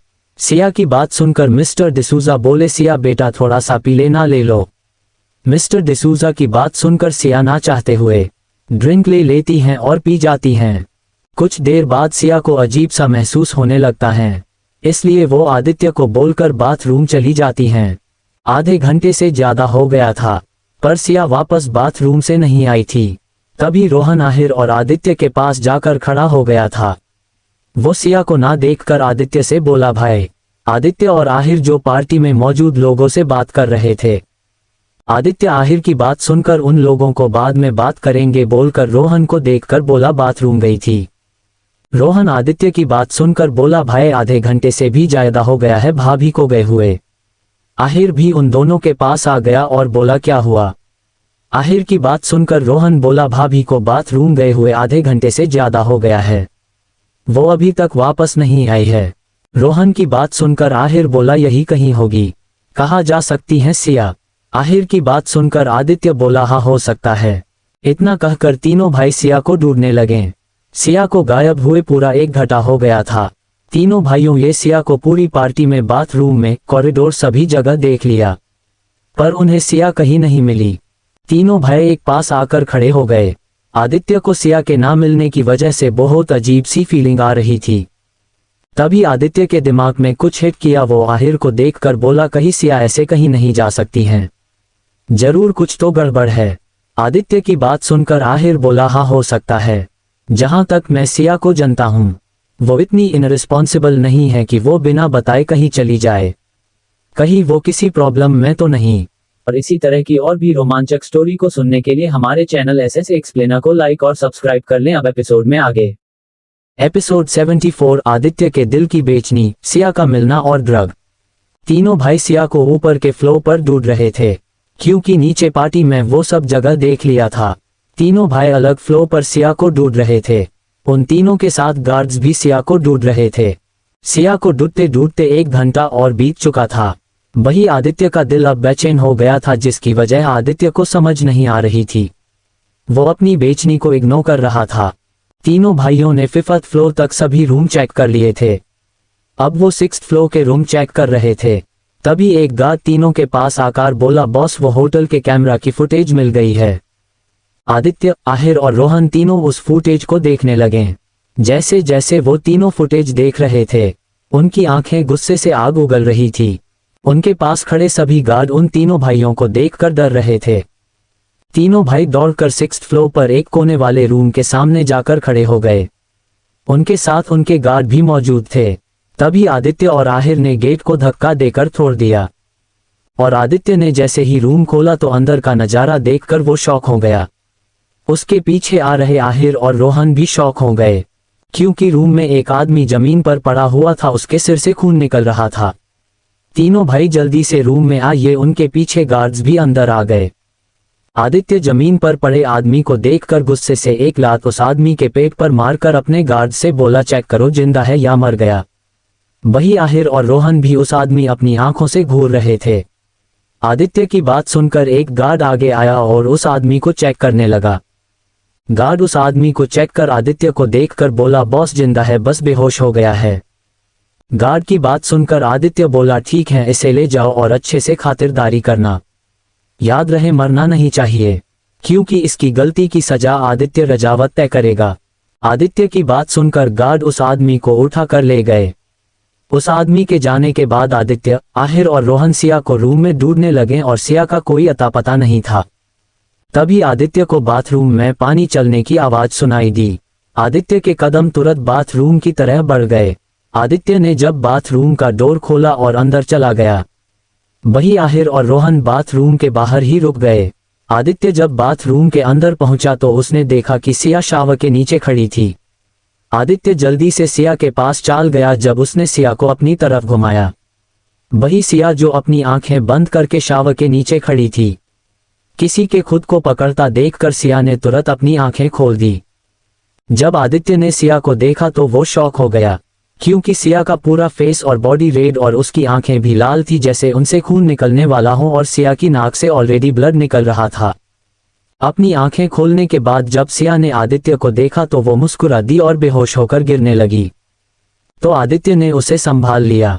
आदित्य सिया को बेहोश देखकर जल्दी से अपना कोट उतारकर सिया को ढक लिया और अपनी गोद में उठाकर बाथरूम से बाहर ले आया। वही आदित्य की गोद में सिया को देखकर आहिर और रोहन जब आगे आए, जब उन्होंने सिया की हालत देखी तो वो भी आदित्य की तरह शॉक्ड हो गए। आदित्य उन दोनों को देखकर गुस्से से बोला, क्या कर रहे हो, जल्दी से गाड़ी निकालो, सिया को हॉस्पिटल लेकर जाना है। आदित्य की बात सुनकर आहिर और रोहन जल्दी से होटल से निकलकर पार्किंग में आ गए। उनके पीछे आदित्य सिया को अपनी गोद में लेकर कर आ रहा था, जो बेहोश हो चुकी थी। आहिर जल्दी से ड्राइविंग सीट पर जाकर बैठ गया। वही आदित्य सिया को अपनी गोद में लेकर बैक सीट पर बैठ गया, और रोहन आहिर के बगल वाली सीट पर जाकर बैठ गया। आहिर ने सबके बैठते ही तुरंत कार स्टार्ट कर हॉस्पिटल के लिए निकल गए। आहिर कार फुल स्पीड में चला रहा था। लगभग आधे घंटे के बाद आहिर ने कार शर्मा हॉस्पिटल के सामने जाकर रोक दी। आदित्य जल्दी से सिया को अपनी गोद में लेकर दौड़ते हुए हॉस्पिटल के अंदर चला गया। आहिर और रोहन भी आदित्य के पीछे हॉस्पिटल दौड़ते हुए चले गए। आदित्य जो सिया को लेकर जा रहा था, अचानक वो किसी से टकरा गया। जब आदित्य ने देखा कि वो किससे टकराया है तो वो और कोई नहीं मौर्य था, जो पेशेंट को चेक करके आ रहा था। वो आदित्य की गोद में बेहोश सिया की हालत देखकर बोला, भाई ये क्या हुआ भाभी को। मौर्य की बात सुनकर आदित्य बोला, ड्रग दिया है सिया को, जिसकी वजह से उसकी ये हालत हो गई है। आदित्य की बात सुनकर मौर्य चौंक गया। आगे स्टोरी और भी इंटरेस्टिंग है, लेकिन दोस्तों आगे बढ़ने से पहले चैनल को लाइक और सब्सक्राइब कर लो और 200 लाइक का टारगेट पूरा कर दो। और अगर स्टोरी आपको पसंद नहीं आ रही है तो हमें कमेंट करके जरूर बताइए, जिससे ये स्टोरी हम यहीं पर रोक दें और दूसरी नई स्टोरी आपके लिए लेकर आए। चलिए अब आगे स्टोरी में बढ़ते हैं। Story by SS explainer. Episode 75। Siya की हालात खराब है और ड्रग नहीं जहर है। लगभग 1 घंटे बाद मौर्य ने सिया को एडमिट कर लिया था और ICU में मौर्य सिया का इलाज कर रहा था। वही आदित्य, आहिर और रोहन ICU के बाहर खड़े थे। वही 1 घंटे बाद जब नेहा रूटीन चेकअप से वापस आई तो उसने आदित्य, आहिर और रोहन को ICU के बाहर खड़े देखा तो वो उन तीनों की तरह बढ़ गई। जब उसने उनसे पूछा कि वो हॉस्पिटल में क्या कर रहे हैं तो रोहन ने उसे सब कुछ बता दिया, जिसे सुनकर नेहा एकदम ब्लैक हो गई। तभी ICU का गेट खुला और मौर्य बाहर आया। मौर्य के फेस पर टेंशन साफ दिखाई दे रही थी। आदित्य तुरंत मौर्य के पास जाकर बोला, कैसी है सिया? मौर्य आदित्य की बात सुनकर बोला, भाभी की हालत बिगड़ रही है, एंटीडोट का कोई असर नहीं हो रहा है। मौर्य की बात सुनकर आदित्य, आहिर और रोहन तीनों भाई शॉक्ड हो गए। तभी नेहा भी मौर्य के पास आ गई। वह मौर्य की बात सुनकर बोली, कहना क्या चाहते हो मौर्य? एंटीडोट का कोई असर क्यों नहीं हो रहा है सिया पर? नेहा की बात सुनकर आदित्य भी बोला, भी मौर्य सिया पर एंटीडोट का असर क्यों नहीं हो रहा? नेहा और आदित्य की बात सुनकर बोला, क्योंकि सिया के शरीर में ड्रग जहर का काम कर रही हैं। यही बात मेरे समझ में नहीं आ रही कि सिया की बॉडी में ड्रग जहर की तरह काम क्यों कर रहा है। वही आदित्य, आहिर और रोहन तो मौर्य की बात सुनकर बिल्कुल ब्लैंक हो गए। वही आदित्य का दिल तो मौर्य की बात सुनकर टूट रहा था और उसे बहुत बेचैनी होने लगी थी। तभी नेहा, जो मौर्य की बात सुनकर ब्लैंक हो गई थी, अचानक उसे कुछ याद आया और उसने अपना फोन निकालकर किसी को कॉल किया। दूसरी तरफ से फोन उठ गया। उस आवाज को सुनकर नेहा बोली, पापा वो सिया की तबीयत खराब हो गई है, उसे किसी ने ड्रग दे दिया। वही आदित्य, आहिर और रोहन तो मौर्य की बात सुनकर बिल्कुल ब्लैंक हो गए। वो नेहा को अपने फोन पर बात करते हुए सुनकर अपने होश में आए और नेहा की तरफ देखने लगे। नेहा ने अपने डेड डॉक्टर शर्मा को सिया की कंडीशन के बारे में सब कुछ बता दिया। वही डॉक्टर शर्मा नेहा की बात सुनकर चौंक गए। कुछ देर चुप रहने के बाद डॉक्टर शर्मा नेहा से बोले, नेहा तुम्हारे पास और कोई भी डॉक्टर हैं? अपने डैड की बात सुनकर नेहा बोली, हाँ डैड मेरे पास डॉक्टर मौर्य हैं। नेहा की बात सुनकर डॉक्टर शर्मा नेहा से बोले, मेरी बात कराओ। अपने डैड की बात सुनकर नेहा ने अपना फोन मौर्य को दे दिया। मौर्य फोन लेकर डॉक्टर शर्मा से बात करने लगी। डॉक्टर शर्मा ने मौर्य से सिया की पूरी कंडीशन जानी। फिर उन्होंने सिया को कुछ इंस्ट्रक्शन दिए। डॉक्टर शर्मा की बात सुनकर मौर्य वापस से ICU में चला गया। उसके पीछे पीछे नेहा भी ICU में चली गई। जब उसने सिया की हालत देखी तो उसे बहुत दुख हुआ, उसकी आंखें नम हो गईं।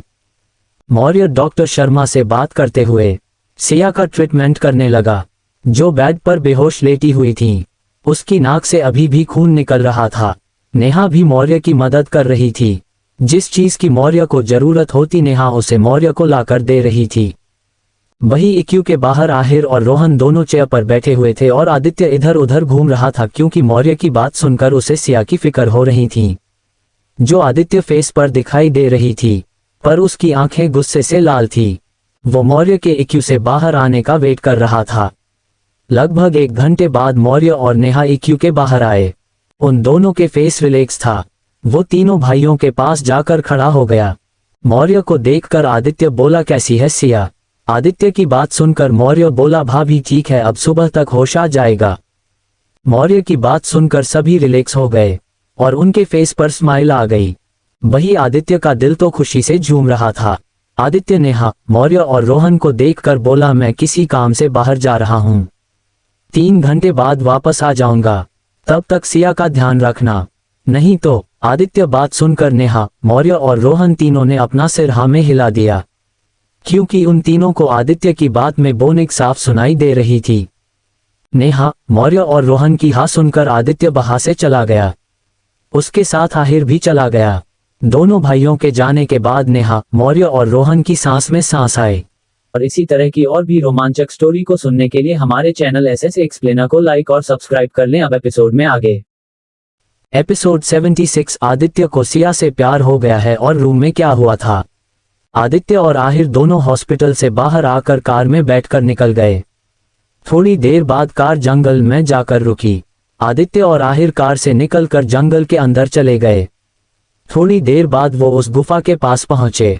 आदित्य ने पासवर्ड डाला और गुफा का पत्थर हट गया। दोनों भाई गुफा के अंदर चले गए और एक हॉल की तरह बढ़ गए जहां एक आदमी जंजीरों से बांध रखा था। आदित्य और आहिर उस आदमी को देखकर उनकी आंखें ज्वालामुखी के लावे की तरह उबल रही थी, क्यों ये वही आदमी था जिसने सिया को ड्रग दिया था। फ्लैशबैक। आदित्य और आहिर जब सिया को ढूंढ रहे थे तब एक गार्ड जो सीसीटीवी फुटेज की क्लिप लेकर आया था। आदित्य और आहिर उस क्लिप को देखने लगे। उस क्लिप में ये आदमी सिया के मुंह पर हाथ रखकर ताकि कोई भी सिया की आवाज ना सुन सके जबरदस्ती खींचकर अपने साथ लेकर जा रहा था, पर सिया भी वो अपने हाथ पैर चला रही थी ताकि वो इस आदमी को अपने आप से दूर कर सकें। पर ड्रग की वजह से सिया को कोई भी होश नहीं था, इस वजह से वो इस आदमी को अपने आप से दूर नहीं कर पा रही थी। वो आदमी सिया को 6th फ्लोर के कोने वाले रूम में लेकर चला गया था। आदित्य और आहिर ने जब वीडियो देखी तो उन्हें समझ में आ गया कि सिया को ड्रग दिया गया है, तो वो तुरंत उस रूम की तरह बढ़ गए जिसमें ये आदमी सिया को लेकर गया था। Flashback and. वो आदमी इस समय बेहोश था, शायद गार्ड के टॉर्चर करने की वजह से बेहोश हो गया था। आदित्य ने पास में रखी भट्टी में जल रही आग में से एक जलती हुई लकड़ी उठाए और उस आदमी की कमर पर पूरी ताकत से मार दी। जैसे ही उस आदमी को दर्द हुआ वो होश में आ गया और दर्द की वजह से चीखने लगा। आदित्य उस आदमी के सामने जाकर खड़ा हो गया। आदित्य को देखकर वो आदमी हद से ज्यादा डर गया और डर की वजह से कांपने लगा। वही वहां खड़े गार्ड भी आदित्य को देखकर कांप रहे थे। आदित्य उस आदमी के बालों को अपनी हाथों की मुट्ठी में भरकर खींच लिया और अपनी सर्द आवाज में बोला, प्रदीप तूने बहुत बड़ी गलती कर दी। अगर मेरे साथ तू करता तो मैं तुझे छोड़ देता, पर तूने मुझसे बदला लेने के लिए मेरी सिया के साथ वो सब करने की कोशिश की। आज तेरी वजह से उसकी हालत हो गई जो मैं कभी सोच भी नहीं सकता था। आदित्य की बात सुनकर आहिर आदित्य का फेस देखने लगा जिस पर हद से ज्यादा गुस्सा था, जो किसी को भी जलाकर राख कर सकता था। आदित्य को देखकर आहिर अपने मन में बोला, क्या आदित्य को सिया से प्यार हो गया है? आहिर अपनी सोच में था। वही दूसरी ओर आदित्य की बात सुनकर प्रदीप की हालत खराब हो गई थी और उसके सिर में बहुत दर्द हो रहा था क्योंकि आदित्य ने उसके बालों को बहुत कसकर पकड़ रखा था। हाँ, ये सच भी था क्योंकि प्रदीप आदित्य का बिजनेस राइवल था। ये मिश्रा इंडस्ट्री का मालिक था और हमेशा इनलीगल धंधे करता था और लड़कियों के साथ अयाशी करता था। प्रदीप ने मिस्टर डिसूजा के साथ काम करने के लिए बहुत हाथ पैर मारे पर कुछ नहीं हुआ, क्यों इस प्रोजेक्ट के कंप्लीट हो जाने के बाद कंपनी का अरबों रुपया का प्रॉफिट होता। पर मिस्टर डिसूजा आदित्य के साथ काम करना चाहते थे क्योंकि उन्हें आदित्य का प्रपोजल सबसे बेस्ट लगा था। इसलिए मिस्टर डिसूजा ने अपना प्रोजेक्ट आदित्य और आहिर को दिया। इसलिए ही प्रदीप आदित्य से बदला लेना चाहता था, पर वो सीधे सीधे कुछ नहीं कर पा रहा था। इसलिए उसने सिया को देखकर प्लान बनाया ताकि जैसे आदित्य ने उसे प्रोजेक्ट छीनना था उसी तरह वो आदित्य से उसकी इज्जत छीन सके, पर ऐसा कुछ नहीं हो पाया था। वही प्रदीप को अपनी गलती का एहसास हो रहा था, पर अब वो कुछ नहीं कर सकता था। इसलिए वो समझ चुका था कि आज उसका आखिरी दिन है। प्रदीप जो अपनी सोच में था वो आदित्य की आवाज सुनकर होश में आया और आदित्य की तरह देखने लगा, पर उसे बहुत डर भी लग रहा था। तभी आदित्य पास में रखी टेबल पर से एक चाकू उठा लिया और जैसे ही प्रदीप को मारने हुआ तभी किसी ने आकर उसका हाथ रोक लिया। जब आदित्य ने देखा किसी ने उसका हाथ पकड़ लिया है तो उसे बहुत गुस्सा आया। उस आदमी की तरह देखने लगा जिसने उसका हाथ पकड़ा था। ये आदमी और कोई नहीं आहिर था। वो आदित्य से बोला, तुम इसे अभी मार नहीं सकते जब तक ये हमारे सभी सवाल का जवाब नहीं दे देता। आहिर की बात सुनकर आदित्य बोला, कैसा सवाल? आदित्य की बात सुनकर आहिर प्रदीप को देखकर बोला। आदित्य से बोला, रूम में क्या हुआ था? क्योंकि रूम में ये बेहोश पड़ा था और सिया बाथरूम में थी। आहिर की बात सुनकर आदित्य आहिर की तरफ देखने लगा और वह आहिर की बात सुनकर प्रदीप पूरी तरह से कांप गया क्योंकि उसके सामने वही मंजर आ गया जो रूम में उसके साथ हुआ था। वही आदित्य और आहिर प्रदीप को देखने लगे। तभी आदित्य जो पहले से ही गुस्से में था वो प्रदीप से सर्द आवाज में बोला, क्या हुआ था? रूम में अगर झूठ बोला तो तुम्हारी फैमिली को इसका हर्जाना चुकाना होगा। आदित्य की बात सुनकर प्रदीप ने बताना शुरू कर दिया। और इसी तरह की और भी रोमांचक स्टोरी को सुनने के लिए हमारे चैनल एसएस एक्सप्लेनर को लाइक और सब्सक्राइब कर लें। अब एपिसोड में आगे। एपिसोड 77 फ्लैशबैक और आदित्य की क्रूरता। फ्लैशबैक। प्रदीप सिया को रूम में ले जाकर कर बेड पर लिटा दिया और खुद सिया के बगल में जाकर लेट गया और सिया को देखकर मुस्करा दिया और बोला अब उस आदित्य को पता चलेगा कि मुझसे पंगा लेना उसे कितना मांग पड़ेगा। फिर प्रदीप जैसे ही सिया को किस करने के लिए सिया के होठों की तरह होठों की बढ़ा, वैसे ही सिया ने अपनी पूरी ताकत लगाकर उसे धक्का दे दिया, जिस वजह से प्रदीप बेड से नीचे गिर गया। वही सिया जैसे ही बेड से उठने को हुई उसे चक्कर आ गया और दोबारा बेड पर गिर पड़ी। वही प्रदीप जमीन से उठकर सिया को देखकर हंसने लगा और बोला कुछ नहीं कर सकती तू, कुछ देर की बात है, तू खुद मेरे सामने अपने कपड़े उतार कर मुझसे रहम की भीख मांगेगी कि मैं तेरे साथ वो सब करूं। फिर सिया को अपनी तरफ खींचकर उसके फेस को देखकर बोला वैसे मैंने बहुत सी लड़कियों को अपने बिस्तर पर लाया, पर जब से मैंने तुझे इस पार्टी में देखा है तब से मुझे इस समय का बेसब्री से इंतजार था, जब मैं तुझे और तेरे पति की इज्जत को अपने नीचे पूरी रात रो दूंगा तब जाकर मुझे सुकून आएगा, और जब तेरा पति तुझे छोड़ देगा पर तुझे मैं अपनी रखैल बनाऊंगा। वही प्रदीप की पकड़ में खड़ी सिया जैसे जैसे प्रदीप की बात सुन रही थी वैसे वैसे उसकी आंखों के सामने एक याद घूम रही थी, जिसमें एक लड़की कुछ लोगों से अपनी इज्जत की भीख मांग रही थी।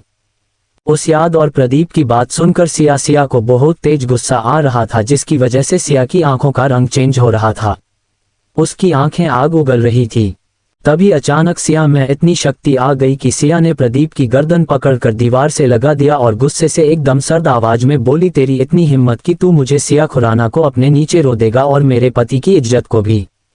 वही सिया की बात सुनकर प्रदीप जान हलक में आ गई, क्योंकि उसे पता ही नहीं था कि ये वो जिसके साथ ये सब करने की सोच रहा है वो और कोई नहीं सिया खुराना है। वही सिया की आंखों के सामने वो याद बार बार आ रही थी, जिस वजह से उसका गुस्सा बढ़ता जा रहा था। इसलिए सिया ने प्रदीप का सिर दीवार में मार दिया, जिससे प्रदीप के सिर से खून निकलने लगा। प्रदीप सिया से छूटने की कोशिश करने लगा पर वो सिया की पकड़ से छूट नहीं सका। सिया प्रदीप को झटपटाते देख गुस्से से प्रदीप के लोअर पार्ट पर 2-3 लात कसकर मारी, जिस वजह से प्रदीप के मुंह से दर्द भरी चीख निकल गई। प्रदीप को दर्द में देखकर सिया बोली दर्द हो रहा है ना, ऐसा ही उन लड़कियों को होता है जिसके साथ तुम जैसे लोग अपनी मर्दांगी दिखाते हो। किसी को नहीं छोड़ूंगी मैं, सबको सजा मिलेगी। इतना कहकर सिया ने दोबारा से प्रदीप का सिर दीवार में मार दिया, जिस वजह से प्रदीप बेहोश होकर जमीन पर गिर पड़ा। वही प्रदीप को छोड़कर सिया ने अपना सिर पकड़ लिया, क्योंकि शरीर दर्द करने लगा था और उसकी नाक से खून निकलने लगा था। इसलिए सिया रूम के बाथरूम की तरह बढ़ गई और बाथरूम में जाकर शावर के नीचे खड़ी हो गई। Flashback and. प्रदीप की बात सुनकर आदित्य और आहिर दोनों गुस्सा और बढ़ गया था, इसलिए आदित्य प्रदीप को देखकर बोला सजा तो तुझे मिलेगी, पर ऐसी मिलेगी कि अगली बार जन्म लेने से पहले 100 बार सोचेगा। उससे पहले तुम्हें कुछ दिखाना है ताकि तुम्हें अपनी गलती पर पछतावा हो। इतना कहकर आदित्य ने टीवी ऑन कर दी। टीवी को देखकर प्रदीप की आंखें शौक से बड़ी हो गई, क्योंकि मिश्रा इंडस्ट्री का दिवालिया हो गया था और प्रदीप के डैड को रेप केस में पुलिस पकड़कर ले गई थी, और इस वजह से प्रदीप की मॉम ने सुसाइड कर लिया था। ये सब देखकर प्रदीप किसी छोटे बच्चे की तरह रोने लगा। उसे अपनी गलती का एहसास पूरे दिल से हो चुका था, जिसे देखकर आदित्य और आहिर मुस्करा दिए और बोले तुम्हें क्या लगा था रजावत ब्रदर्स, तुम्हारा कुछ नहीं कर सकते, तुम कुछ भी कर सकते हो। तुमने मेरी सिया को अपनी इन गंदी नजरों से देखा, इसलिए सबसे पहले सजा तुम्हारी आंखों को मिलेगी, उसके बाद तुम्हारे हाथों को जिससे तुमने मेरी सिया को छुआ था। इतना कहकर आदित्य ने अपने हाथ में पकड़े चाकू को प्रदीप की एक आंख में घुसा दिया, जिस वजह से प्रदीप की दर्द भरी चीख उस हॉल में भर गई। वही प्रदीप को दर्द में तड़पता देख आदित्य ने उसकी दूसरी आंख में चाकू घुसा दिया, जिस वजह से प्रदीप का पूरा चेहरा खून से सन गया था। वही आदित्य का हाथ भी खून से सन गया था, क्योंकि प्रदीप की आंखों से खून फुब्बारे की तरह बह रहा था और प्रदीप दर्द से तड़प रहा था। उसके बाद आदित्य दोबारा टेबल के पास गया, वहां से एक कटर लेकर आया और प्रदीप के हाथ काटने लगा, जिस वजह से आदित्य भी पूरा खून से लथपथ हो गया था। प्रदीप दर्द से तड़प रहा था, उसकी चीखें पूरे हॉल में गूंज रही थी, पर कोई भी उसकी मदद करने नहीं आने वाला था। क्योंकि हॉल में मौजूद सभी गार्ड्स आदित्य की क्रूरता देखकर सहम गए थे। उनकी हिम्मत ही नहीं हो रही थी प्रदीप की तरफ देखने की, क्योंकि बॉडी के इंटरनल पार्ट्स उसके शरीर से बाहर निकल आए थे और चारों तरफ खून ही खून था। पर आहिर एक चेयर पर बैठे कर आराम से प्रदीप और आदित्य की तरह देख रहा था। उसके फेस पर कोई एक्सप्रेशन नहीं थे। आदित्य ने प्रदीप के दोनों हाथ काट दिए थे और बॉडी से अलग जमीन पर पड़े हुए थे। दर्द ना सह पाने की वजह से प्रदीप की मौत हो चुकी थी, पर आदित्य फिर भी उसके शरीर के टुकड़े कर रहा था। लगभग आधे घंटे बाद आदित्य ने प्रदीप के शरीर के कई टुकड़े कर दिए और प्रदीप से अलग होकर अपने गार्ड से बोला, इन बॉडी पार्ट्स को उठाकर उन मगरमच्छों को डाल दो। इतना कहकर आदित्य एक रूम में चला गया। उसके पीछे आहिर भी चला गया। और इसी तरह की और भी रोमांचक स्टोरी को सुनने के लिए हमारे चैनल एसएस एक्सप्लेनर को लाइक और सब्सक्राइब कर लें। अब एपिसोड में आगे। एपिसोड 78 आहिर का सवाल आदित्य से, और she is my wife. Room में जाकर आदित्य ने अपने कपड़े चेंज किए क्योंकि उसके कपड़े प्रदीप के खून से सन गए थे। आदित्य अपने कपड़े पहन रहा था, वही आहिर अपनी सोच में था। थोड़ी देर बाद दोनों भाई उस गुफा से निकलकर अपनी कार में जाकर बैठ गए। वहां से हॉस्पिटल के लिए निकल गए। आदित्य कार ड्राइव कर रहा था, वही आहिर उसके बगल में बैठा हुआ था। आहिर आदित्य को देखकर बोला, भाई क्या तुम सिया को पसंद करने लगे हो? क्या तुम्हें सिया से प्यार हो गया है? आहिर का सवाल सुनकर आदित्य ने एकदम कार रोक दी और आहिर की तरफ देखने लगा। आहिर भी आदित्य की तरह देख रहा था। वो आहिर को देखकर बोला, ऐसा कुछ नहीं है। आदित्य की बात सुनकर आहिर बोला, अगर ऐसा कुछ नहीं है तो तुमने प्रदीप से मेरी सिया क्यों कहा था? आहिर की बात सुनकर आदित्य ने कोई जवाब नहीं दिया और कार दोबारा से चलाने लगा। वही आदित्य को जवाब देते न देख आहिर बोला, जवाब दो भाई, क्यों कहा आपने प्रदीप से मेरी सिया? क्यों सिया के गायब होने के बाद तुम्हारा दिल जोरों से धड़क रहा था? बताओ, क्यों तुमने प्रदीप को इतनी बुरी मौत दी? क्यों तुम्हें सिया की इतनी फिक्र थी? क्यों तुम बार बार मौर्य से एक ही सवाल पूछ रहे थे? वही आहिर का के सवाल सुनकर आदित्य इरिटेट हो गया और गुस्से से आहिर को देखकर बोला, because she is my wife. अगर कोई भी मेरी वाइफ को आंख उठाकर देखेगा उसका वही हाल होगा जो उस प्रदीप का हुआ था। इतना कहकर आदित्य ने कार की स्पीड फुल कर दी, ड्राइविंग पर ध्यान देने लगा और आहिर को पूरी तरह से इग्नोर कर दिया। वही आदित्य की बात सुनकर आहिर मुस्कुरा दिया और अपने मन में बोला, आपका दिल बगावत कर रहा है भाई। शायद गागी की जगह पर आपके दिल में सिया के लिए जगह बन रही है। बस एक बार सब सच बाहर आ जाए और आप और सिया एक हो जाएं। पता नहीं क्यों मुझे सिया की आंखों में कुछ तो दिखता है आपके लिए। आहिर अपने आप से बात कर रहा था, वही आदित्य कार ड्राइव कर रहा था। लगभग 1 घंटे बाद दोनों भाई हॉस्पिटल पहुंच गए। आहिर कार से निकल गया और आदित्य से बोला, मेरी बात पर एक बार गौर जरूर करना आदित्य। इतना कहकर आहिर हॉस्पिटल के अंदर चला गया। वही कार में बैठा आदित्य आहिर की बात सोचने लगा। 2 घंटे बाद सिया को वार्ड में शिफ्ट कर दिया था। इस वार्ड में सभी फैसिलिटीज मौजूद थी, जो किसी होटल के वीआईपी रूम से कम नहीं था। पर सिया अभी भी बेहोश थी, उसके फेस पर ऑक्सीजन मास्क लगा हुआ था। वही वार्ड में सोफे पर आदित्य, आहिर, पायल, अंशुमन जी, साधना जी, जानकी जी, करण, नेहा, मौर्य बैठे हुए थे। सभी लोगों को सिया के बारे में पता चल गया था। वही काव्या जी सिया के पास स्टूल पर बैठी हुई थी और सिया के सिर पर हाथ फेर रही थी और सिया को देख रही थी, सिया के माथे को चूमकर। काव्या जी अपनी जगह से उठी और आदित्य को देखकर बोली, आदित्य मुझे तुमसे कुछ बात करनी है। इतना कहकर वो वार्ड से बाहर चली गई। वही आदित्य भी उनके पीछे वार्ड से बाहर चला गया। वार्ड से बाहर पहुंचकर काव्या जी हॉस्पिटल के गार्डन में चली गई, जहां उनके बगल में आदित्य खड़ा हुआ था। आदित्य अपनी मॉम को देखकर बोला, क्या हुआ मॉम? आदित्य की बात सुनकर गुस्से से बोली, जिसने भी सिया के साथ किया है मुझे उसकी लाश चाहिए, नहीं तो मुझसे बुरा कोई नहीं होगा। अपनी मॉम की बात सुनकर आदित्य बोला, रिलैक्स मॉम, जिसने भी सिया के साथ ये सब किया था उसकी सजा उसे ऑलरेडी मिल गई। आदित्य की बात सुनकर काव्या जी रिलैक्स हो गई और आदित्य को देखकर बोली, आदित्य तुम सिया को अपनी वाइफ मानो या ना मानो, पर कभी उसे कभी हर्ट मत करना, वरना तुम अपनी मॉम से नहीं मिसेस काव्या रजावत से मिलोगे। इतना कहकर काव्या जी हॉस्पिटल के अंदर चली गई। आगे स्टोरी और भी इंटरेस्टिंग है, लेकिन दोस्तों आगे बढ़ने से पहले चैनल को लाइक और सब्सक्राइब कर लो और 200 लाइक का टारगेट पूरा कर दो। और अगर स्टोरी आपको पसंद नहीं आ रही है तो हमें कमेंट करके जरूर बताइए, जिससे ये स्टोरी हम यहीं पर रोक दें और दूसरी नई स्टोरी आपके लिए लेकर आए। चलिए अब आगे स्टोरी में बढ़ते हैं। Story by SS explainer. Episode 79। Siya को होश आना और आदित्य किया सिया को किस। अपनी मॉम के जाने के बाद आदित्य बेंच पर बैठ गया और आहिर और अपनी मॉम की बात सोचने लगा। पता नहीं क्यों उसका दिल में अजीब सी हलचल हो रही थी। कुछ देर तक आदित्य गार्डन में बैठकर वापस सिया के वार्ड में आ गया और सिया के पास जाकर खड़ा हो गया। रात में सिया के वार्ड में सिर्फ आदित्य मौजूद था।